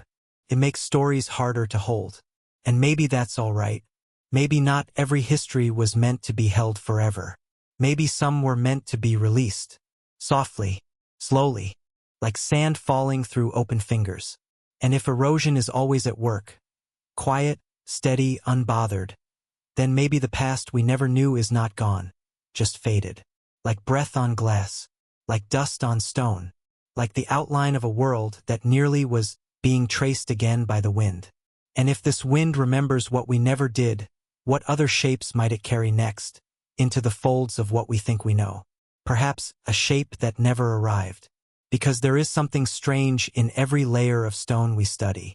Not in what is there, but in what is missing. There should have been a scar, a rupture, a moment when everything changed. But in this version of Earth, the sky was quiet. No asteroid, no impact, no heat wave sweeping the forests into flame, no winter of ash, no collapse of chains that held life together. Just the ongoing rhythm of breath and growth. Peace, stretched out across deep time like a warm current through an untouched ocean. We don't often study the geology of peace. It's quieter, harder to see. There's no line in the rock, no burst of iridium, no extinction horizon. But it's there in this imagined world, where the crater never formed, where the earth was never interrupted, What would it look like? A deeper layer of forest, uninterrupted. A coral reef that never reset. A lineage that continued on, unshattered. The continents still drifting, yes, the volcanoes still whispering, the rivers still carving. But nothing sudden. No break, no burn, no silence. In our world, the Chicxulub impact reshaped everything. A single point of collision sent shockwaves across time. But here, that point never happened. And so, time flows differently, smoothly, continuously. Would the fossils look different? Would the strata stack without trauma? Would evolution have followed paths we never thought to imagine? Without the impact, the mammals stay small. The ferns do not give way to grasses. The warmth lingers longer. There is no age of mammals. No age of us. Just the long, unbroken age of life becoming itself. And what about the skies? No dust to block the sun. No decades of cold. The clouds never learn grief. The light remains gentle. Photosynthesis uninterrupted. Energy flowing, feeding, building, never pausing. Never collapsing. Could that be why so much went on evolving? Not faster, but deeper. Not in desperation, but in quiet confidence. A world not built on the ruins of catastrophe, but on the soil of continuity. Would the earth feel different beneath our feet? Would the stones seem warmer? Would time feel slower? Sometimes we only notice the moments that fracture us. But maybe the most important stories are the ones that never broke. Maybe the peace is where the true shaping happens, not in fire, but in gentleness. Not in collapse, but in becoming. And so we wonder, what else might have flourished in a world where no crater formed? What songs were never silenced? What wings never needed to fall?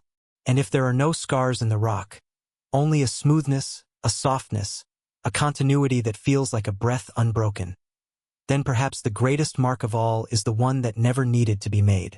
And yet, if this much can be missed by one falling stone, what else, in the vast quiet of deep time, was changed by nothing at all? Or maybe not by nothing, but by something smaller, something softer, something like dust. Dust is not the absence of matter. It is what's left behind when the world forgets its shape. When stone becomes sand. When bone becomes powder. When memories held in form return to formlessness, not because they're gone, but because they've changed. Dust is not the end. It is the beginning of dispersal. But what if dust remembers? What if it carries more than minerals and remnants of breath? Maybe, in ways we don't yet understand, it carries identity. A single speck of volcanic ash still remembers the heat it came from. Pollen grains trapped in ancient dust layers still whisper which forests once reached for the sky. Even radioactive isotopes, drifting in microscopic particles, hold the ticking heartbeat of decay. Tiny clocks marking time with impossible patience. Could the dust of an extinct world still be thinking? Not in language, not in intention, but in pattern, in repetition, in presence. Perhaps there are grains of memory riding wind that once touched the skin of things we've never known.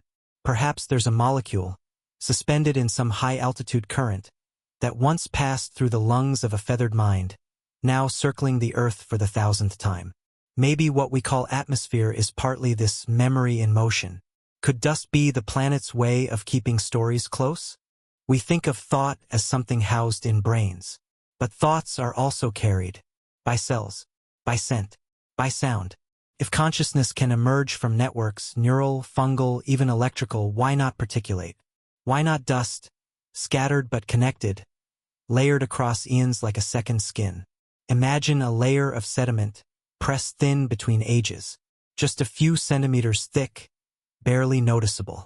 But within it, traces of carbon, hints of metals, isotopic ratios that don't quite fit the surrounding epochs. A dust that seems to come from nowhere and yet everywhere. Could this be the residue of thinking things? Not left behind, but let go? Could this be the exhale of a civilization we never met? Maybe they knew something we didn't. Maybe they chose not to carve into stone, not to build toward the sky, but to whisper their presence into particles. To let themselves become dust, and in doing so, become untraceable, but not lost. What would it mean, then, to breathe this dust? To inhale the memory of something that once knew itself? Would it change us? Would it remind us? Could the dust around us already hold remnants of dreams that never had words? Could identity be transferred not through bloodlines or records, but through slow diffusion? Through a million years of wind, erosion, and silence? It's not as strange as it sounds. Dust connects us already. It moves across continents. Sahara storms reach the Amazon, carrying minerals to feed the trees. Ash from ancient fires falls on modern snow. We're covered, constantly, in the remains of what came before. And if the remains remember, even faintly, then we are living in a world layered with invisible presence. We walk through it, sleep in it, inhale it. Dust settles in our homes, in our lungs, in the folds of the books we leave by the bed. We wipe it away, but it always returns. Maybe not because it's messy, but because it's meaningful. Could it be that thinking never really ends? That it only softens? That it becomes air? And if some ancient mind did find a way to embed itself in dust, whether by accident or intention, then perhaps we're never truly alone.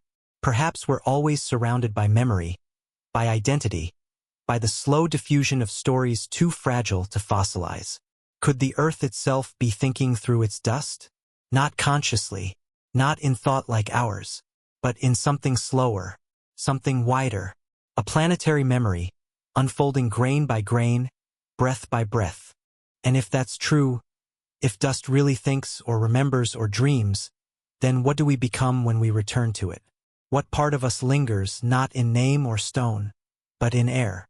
And what might drift across a distant desert one day, only to settle gently in the palm of a creature who has never heard of us, but somehow, quietly, still knows we were here, and maybe all along we were just breathing dust that remembered something we didn't. Stories that began before stories were born. Stories that drifted through time like seeds through wind. And so we arrive here, where breath meets rhythm, and rhythm meets silence. Earth has always moved in pulses. Not steady, not predictable, but alive like breath. Inhale, emergence. Exhale, extinction. It's easy to think of life as rising, climbing ever upward. But what if the truer pattern is wave-like? A swelling, then a falling. A blooming, then a closing. A world breathing in species and breathing them out again.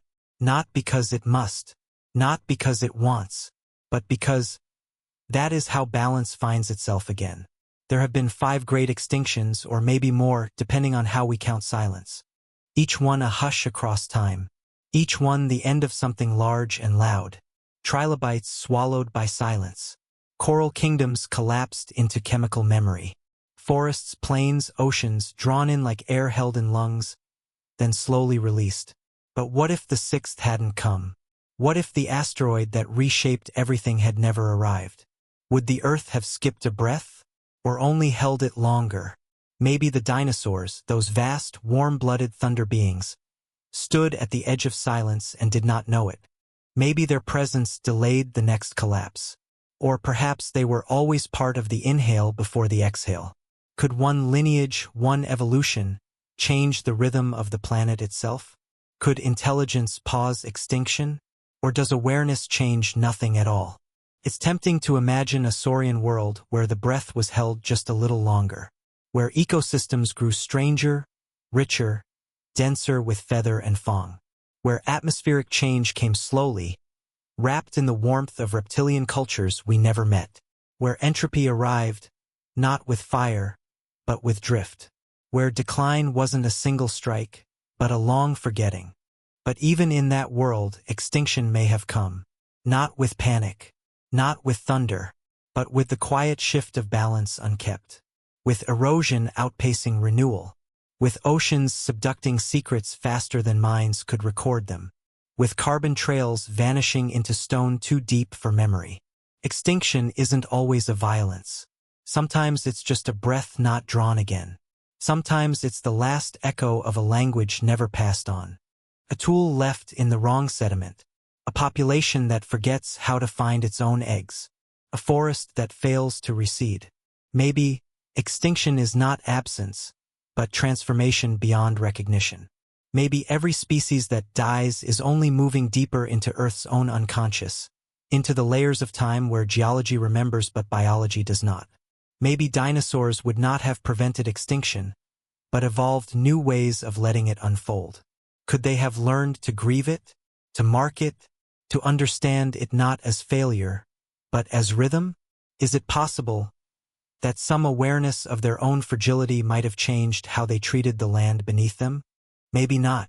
Maybe intelligence delays nothing. Maybe the Earth's breath continues, unshaped by thought, indifferent to dream. But what if it isn't? What if extinction itself has rhythm because something is listening? What if the intervals between vanishings, the long silences, are not empty but attentive, waiting not for survival, but for meaning? We imagine ourselves at the center of the breath now, on the edge of the sixth exhale. But in another world, in another beat, perhaps it was scaled hands that wrote elegies into bark. Perhaps it was eyes not like ours watching the oceans warm. Perhaps it was feathered minds that wondered what might come after them. Not because they feared death, but because they understood its place in the song. And if life comes again after silence, if rebirth follows every erasure, then what listens during the pause? What hears the breath between extinctions? And yet, if even time inhales and exhales, what, then, is waiting in the stillness before the next inhale begins? And if breath itself could be paused, delayed, softened, but never truly stopped, then maybe it lingers. Maybe it lingers in wings, in hollow bones, in bright eyes that blink not only at the present, but at something long remembered. Because not everything was lost. Not every lineage fell silent when the sky darkened and the trees burned and the earth shook itself back into quiet. Some fragments survived, not by dominance, not by strength, but by a softness, a lightness, a gift of air and feather. Birds. They are not reminders of dinosaurs. They are dinosaurs, the last living ones. Their blood still pulses with echoes of the age of giants. Inside their genes, a story continues, coiled in spirals of code, folded into the feathered frame of every songbird, every hawk, every hummingbird hovering on forgotten winds. Not because they chose to endure, but because something allowed them to. Some twist of form, some miracle of niche, some breath drawn at just the right moment.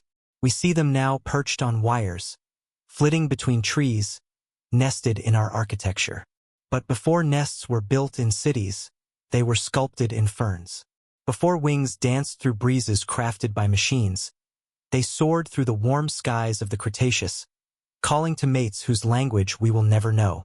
Could it be that every chirp, every territorial trill is more than communication? Could it be ancestral memory? Maybe birds don't remember in the way we do, but maybe their bodies do. Maybe their instincts are not just behaviors, but the fossilized rhythm of survival, of evasion, of persistence, of adaptation. Could we trace that thread? Through the skeletal shapes, the furcula, the wishbone, that link them to their theropod kin. Through the scaled feet, the nesting rituals, the parental care. Tiny details, but persistent. Passed on not just in flesh, but in gesture. In presence. They are smaller now, lighter, but no less ancient. We carry their images on coins, on flags, in bedtime stories. We feed them from our hands. We take them for granted. And yet, every crow is a quiet echo of a world where none of us would have belonged. Is it possible that the avian brain, so often dismissed, contains not less but more? A compression of cognition? A distillation of what worked, after so much was lost? Ravens solve puzzles. Parrots mimic and respond. Pigeons find their way across continents without maps, without reason we fully grasp. Do they remember in ways we can't measure? Do they feel time as shape, as light, as seasonal pull? Maybe they don't remember the age of reptiles, but they come from it, and that, in itself, is a form of memory. DNA doesn't forget quickly. Mutations accumulate, yes, but they build on a scaffold of the past. Even in us, warm-blooded mammals risen from the post-cataclysm ash, there are fragments, long stretches of code, that reflect what came before the impact. We carry in our own cells pieces of things much older than we are. And in birds, it runs even deeper. Could it be that when we hear birdsong at dawn, we are listening to a 66-million-year-old morning? Not the same notes, but the same intention, the same rhythm, a persistence that has outlived fire, flood, and frost. They are survivors, but not merely that. They are translators of time, the breath that was never broken, a lineage still unfolding, quietly, above us. We walk beneath them. We build glass towers that reflect their skies and forget that we are the newcomers. They watched the ice ages arrive. They watched forests migrate. They adapted to continents splitting, to atmospheres shifting, to climates looping and curling around themselves like old songs revisited. And still they remain, not because they were spared, but because they changed. Because life doesn't need to roar to persist. Sometimes it just needs to glide, or hop, or molt, or sing. And so, the dinosaurs did not vanish. They tucked themselves into the trees, into eggs, into sky, and if that much could endure, feathered, fragile, and bright, what else might still be hidden, living alongside us in plain sight? What other shadows of forgotten empires beat their wings just beyond the reach of memory? And yet, if memory can live in bone, in song, in warmth, what might it become when the skies begin to change again? And if feathers still whisper of what was, if the breath of dinosaurs drifts in the flutters of wrens, then what of us, who sift the dust, who kneel beside the bones? Not all discoveries are triumphant. There is a kind of grief that belongs only to those who touch the past with their bare hands. Not a grief for someone known, but for something unknowable. For all that will never return, and all that was never fully here to begin with. We call them fossils, these echoes pressed into stone. But they are not really answers. They are punctuation at the end of stories we will never read in full. A rib, a claw, a single curved tooth.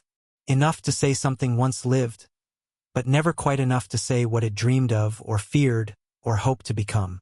The paleontologist brushes gently, so gently, through sediment, through layers of time that do not move but crumble. Each flake falling is a second lost. Each straight appealed is an age undone. And in that silence, between the dust and the data, there is a pause that holds something deeper than science. Regret. Not because the creature is gone, but because we can never know what it truly was. Was it curious? Did it mourn? Did it teach its young in murmurs and gestures? Did it name the stars? Maybe, maybe not. But when we hold a vertebra in our gloved hand, shaped like no living spine today, we feel the shape of the question, even if we cannot form the words. And what of the ones we miss? The fossils never found.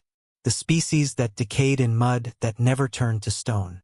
The bones dissolved before pressure had time to press their memory into permanence.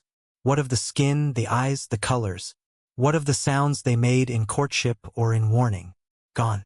Not because we didn't look, but because entropy always gets there first. And yet, we keep looking. Not for closure, but for wonder. Because sometimes wonder is heavier than fact.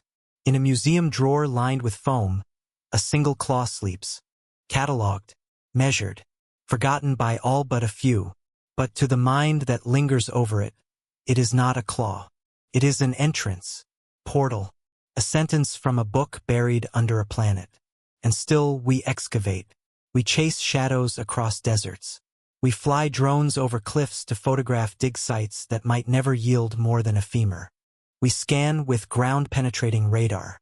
We cut into stone shaped by volcanism, by flood, by burial, hoping to find something, anything, that might whisper, "I was here." But the more we find, the more we feel what we've missed. Because the fossil is only a fraction.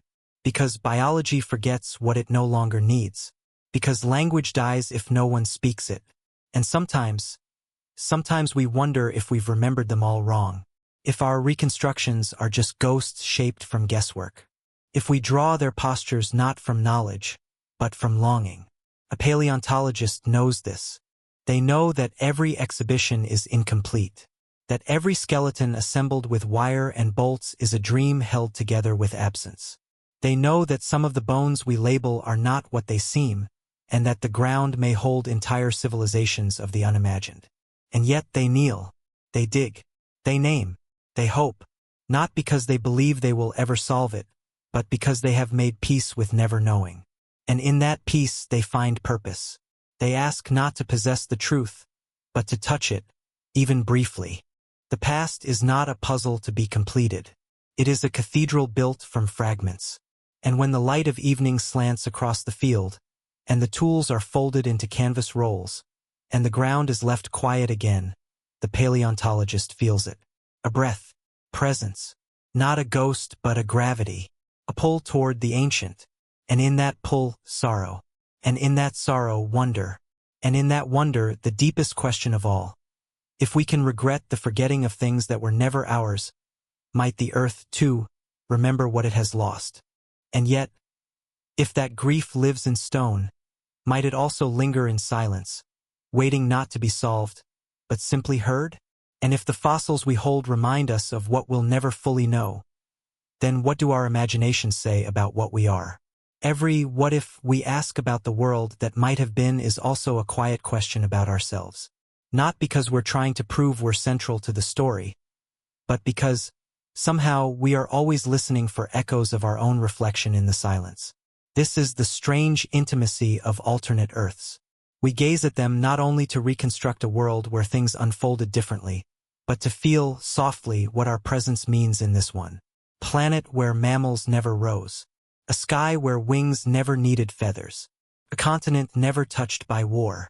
A mind shaped not by opposable thumbs, but by talons, by crests, by vision attuned to ultraviolet bloom. What would they have thought of beauty? What would we be if we had never seen ourselves mirrored in a deer's eyes, or traced constellations across dark oceans guided by bird flight? And if another intelligence, scaled, luminous, unhurried, had looked out across the same rivers and coasts, would it have named them too? Would it have drawn borders, planted myths, carved time into calendars? Or would it have simply listened? Maybe the alternate Earth is not louder or more advanced. Maybe it's quieter, slower. Maybe consciousness there bloomed not in bursts of invention, but in gradients of memory, spread across entire forests. A civilization not of cities, but of symphonies, of resonant calls stretched through canopies, of memory passed not by language, but by ritual, molted skins, buried stones. And maybe that civilization, if it ever rose, never needed what we call technology. Not because it failed, but because it found another way to belong. The mirror of alternate Earths is not made of glass. It is layered, compressed, worn. Like sediment in a canyon, it holds versions of us we'll never be, but that somehow still shape the edge of who we are. It holds the idea that history is not inevitable, and that we, too, are the product of near misses and chance alignments. It holds the ache of almost, and in that ache humility, because when we wonder about saurian minds, scaled philosophers, clawed artisans, we are not imagining monsters. We are imagining selves, versions of being that live by different rhythms, that interpret life through a language we were never meant to learn. Is it possible that by wondering about them we're trying to remember parts of us we've lost? Not because they existed, but because they could have. In this mirror we don't see superiority. We see strangeness, and strangeness gently softens judgment. When we stop assuming our shape is the only one evolution would sculpt toward awareness, we begin to see life not as a ladder, but as a spiral, branching, returning, winding in directions we cannot follow, but can almost feel. We imagine their stories not to escape our own, but to stretch it. And somewhere in that imagining, something stirs. Maybe it's the part of us that wonders if we're also being imagined. If in another mirror, somewhere beyond time, a creature with ridged skin and a sun-warmed tail is looking into the night sky and asking, softly, what if they had survived instead of us? Maybe, maybe not. But in this practice, this looping, gentle speculation, we find something surprisingly grounded. A way of knowing the Earth not through dominance, but through empathy. Through the question of how many versions of this world could still live inside it. Buried, pressed between shale and silence. waiting not to be found, but to be considered. Every time we picture their world, we are also refining our view of this one. Not just the atmosphere and the tectonics and the fossil trails, but the very fabric of thought. The way memory lives in species. The way perception shapes survival. The way intelligence might not need fire or tools or buildings to be intelligence. And so the mirror offers no resolution. Just another breath. Just another flicker of reflection in the stillness of possibility. And yet, if we can see ourselves more clearly by glimpsing what we're not, what else might lie in the shadows behind the glass? And yet, if we can see ourselves more clearly by glimpsing what we're not, what else might lie in the shadows behind the glass? You drift now softly, wrapped in the hum of night and the hush of a world still spinning. Outside your window, the stars are watching, ancient and indifferent, and somewhere below them, tucked beneath the crust of memory, bones still dream. Fossil bones. Unmade bones. Bones that never had to die because they never had to end. This is where the mind wanders when the body is still. In the thin space between waking and forgetting. In the gentle fold of what could have been. In this twilight of thought, the world feels liquid, open, like a tide lapping at the edges of possible pasts. And somewhere in that surf, the shadows of thunder lizards still stir. Not because they haunt us, but because in some way we haunt them. Could it be that every night we close our eyes, we remember something we never lived? That within the coil of our DNA, there is an ache not just for survival but for continuity. For the timeline that never snapped. For the breath that was never cut short. And maybe that ache forms its own kind of echo. An emotional fossil. One that doesn't calcify, but drifts, across generations, across dreams. The earth holds memory in its rocks. But we hold memory in myth, in stories, in flashes of shape and sound we can't quite name. Maybe it's not just imagination. Maybe we dream of scaled empires and sentient feathers because somewhere, beneath us, a buried truth still hums. Not loud enough to wake us, but just enough to keep us listening. What if sleep itself is a kind of excavation? Not of stone or sediment, but of possibility. Of unlived lives. Every neuron a shovel.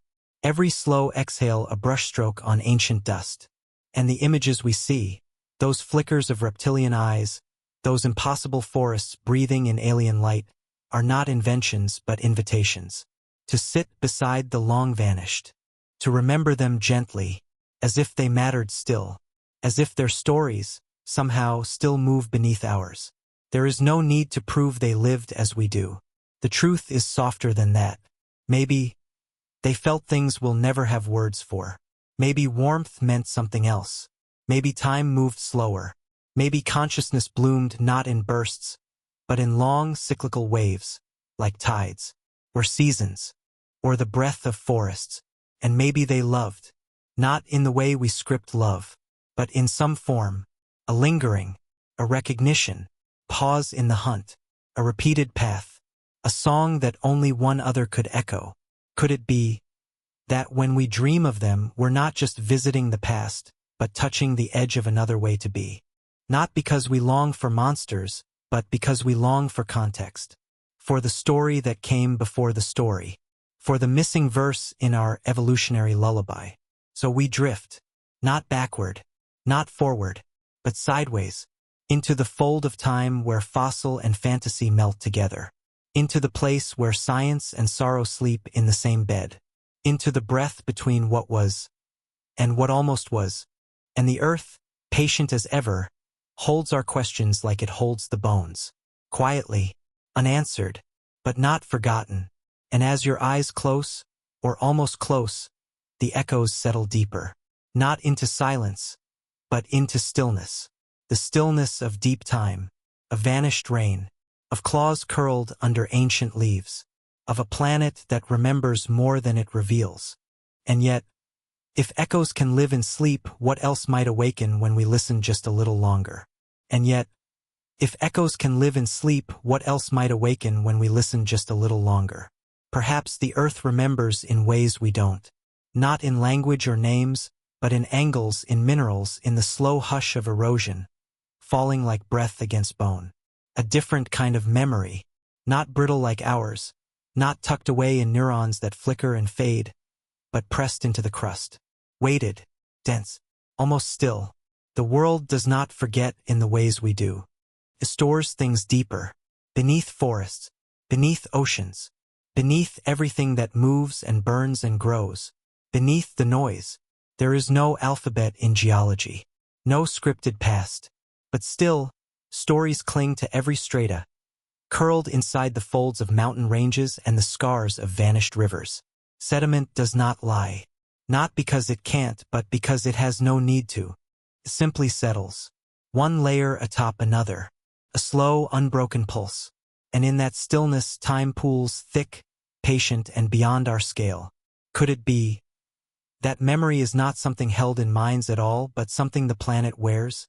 Not like clothing, more like skin, shifting, wrinkling, folding in upon itself, forgetting only when plate turns under plate, and continents are swallowed by their own weight. Even then, some trace always escapes. A ripple in an isotope ratio, a whisper of oxygen caught in crystal, a blackened layer that remembers fire. Stone does not dream, but it listens to the collapse of empires, to the long hush after extinction, to the sigh of glaciers as they retreat. And maybe it listens to us too, not our voices, but our presence, the pressure of our buildings, the metals we scatter, the warmth we press into the sky. Memory is not just what is recorded, it is what is altered, and the earth is always being altered. What if every fossil is less a remnant than a record? Not of the creature itself, but of the moment the world noticed it. The instant heat and pressure sealed its outline, as if the planet paused just briefly to make a note. This was here. This mattered. This changed something. Not because it was beautiful, not because it was powerful, but because it was. And what of the things that leave no trace? The scaled songs, never written. The leaf shadows of forests lost before the first camera. The gestures of extinct hands, pointing at stars. Are they gone? Or do they linger in the tilt of a hill? In the shimmer of oil in shale? In the rare geometry of a mineral that only forms after heat and grief? Maybe memory isn't about what survives. Maybe it's about what stains. And stone stains slowly. The desert remembers the ocean. You can see it in the curves of sand. The mountain remembers pressure. You can feel it in the tilt of rock. Even the wind has left its signature in polished stone, where nothing lives, but everything once moved. Is it possible the earth remembers us differently than we remember ourselves? Not in monuments, but in absence. Not in meaning, but in mineral. And when the last of our language breaks, and the last of our stories fade, will anything in the landscape still echo us? Will our bones be found? Will our fire lines be read like the punctuation marks of a species that asked too many questions and left too few answers? Or will we be folded under, too, subducted into the mantle, our records melted to plasma, our artifacts smeared across the timeline like a breath held too long? Even so, the stone will continue. Without us, without names, without grief, it will still curve, still press, still remember in its own slow way, not because it wants to, but because it always has. And yet, if the earth can carry this many ghosts, how many more are still waiting to be seen? And yet, if the earth can carry this many ghosts, how many more are still waiting to be seen? Not every world ends in fire. Some simply dim, slowly, softly, the way twilight forgets day, not with violence but with hush. Not because something was broken, but because nothing lasts forever. Even without an asteroid, even without war, without famine, without a sky gone black, the edges would have frayed. The forests would have shifted. The songs would have grown quieter. The brilliance of the moment, any moment, would soften, dissolve, and pass. Not because it deserved to, but because time hums on. Perhaps there was a path where the saurians never fell, where the mammals never rose, where no birds filled the sky, but scaled wings did. Perhaps they lived, learned, dreamed for another 100 million years. But even then, the end would come. Not the kind with craters, but the kind with silence, with stillness, with absence so gradual, so deep, it feels like breath slowly leaving a room you didn't know you shared. Is it possible for a civilization to fade without failing? For it to tire quietly, to lean into entropy like a gentle sleep, not out of defeat, but out of rhythm? Maybe the Saurian cities crumbled not beneath invasion, but beneath the slow rise of moss. Maybe their memory was not shattered, but allowed to drift, to be taken, to be folded stone by stone into the soil, the wind, the sea, because the quiet comes anyway, whether we run from it or not, whether we burn out or go gently. Even the sun will dim, even the galaxies spread like mist. What was once crowded with thought, bright, burning, aware, becomes something looser, lighter, less defined. The noise thins, the pulse slows, and eventually the only thing left is the hum, the low, eternal whisper of what was. Could it be that time doesn't need a catastrophe to erase? That memory erodes on its own, like cliffs worn by tides that never rage, only return?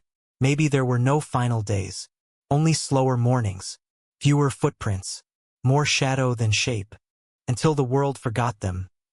Not in anger, not in grief, but in peace. And what of us? What of our data, our wires, our cities and signals and reach? What of our names etched in glass and steel? Will we too be allowed a quiet ending? Or will we resist the hush? Fight it, name it, catalog it, until it overtakes us just the same? Maybe, maybe not. But the earth has always known this quiet. It is older than noise, older than language. It was there before the first cell split. It will be there long after the last circuit fades. It is not cruel. It is not kind. It simply is. A tide that takes not because it chooses to, but because that is its nature. And yet, in this deep time, this fossil dream, this imagined spiral of reptilian futures and mammalian absences, there is no regret, only wonder, only the strange comfort of unknowing. Because perhaps it was never about who rose or who fell, not about who built or who vanished, but about the song of it all, the full, aching, incomplete song of life and its silence. And the silence, too, is part of the music. The chapters close. The stone covers the words. The breath slows, and still the world spins. Not because we remember it, not because we don't, but because even quiet has motion. Even endings have rhythm. And somewhere, deep beneath the shifting crust, something listens, something hums, something waits, not for us, not for them, but for the next echo. And so the story does not end. Not here, not ever, only pauses in stillness. In wonder, in the gentle, endless quiet that came anyway.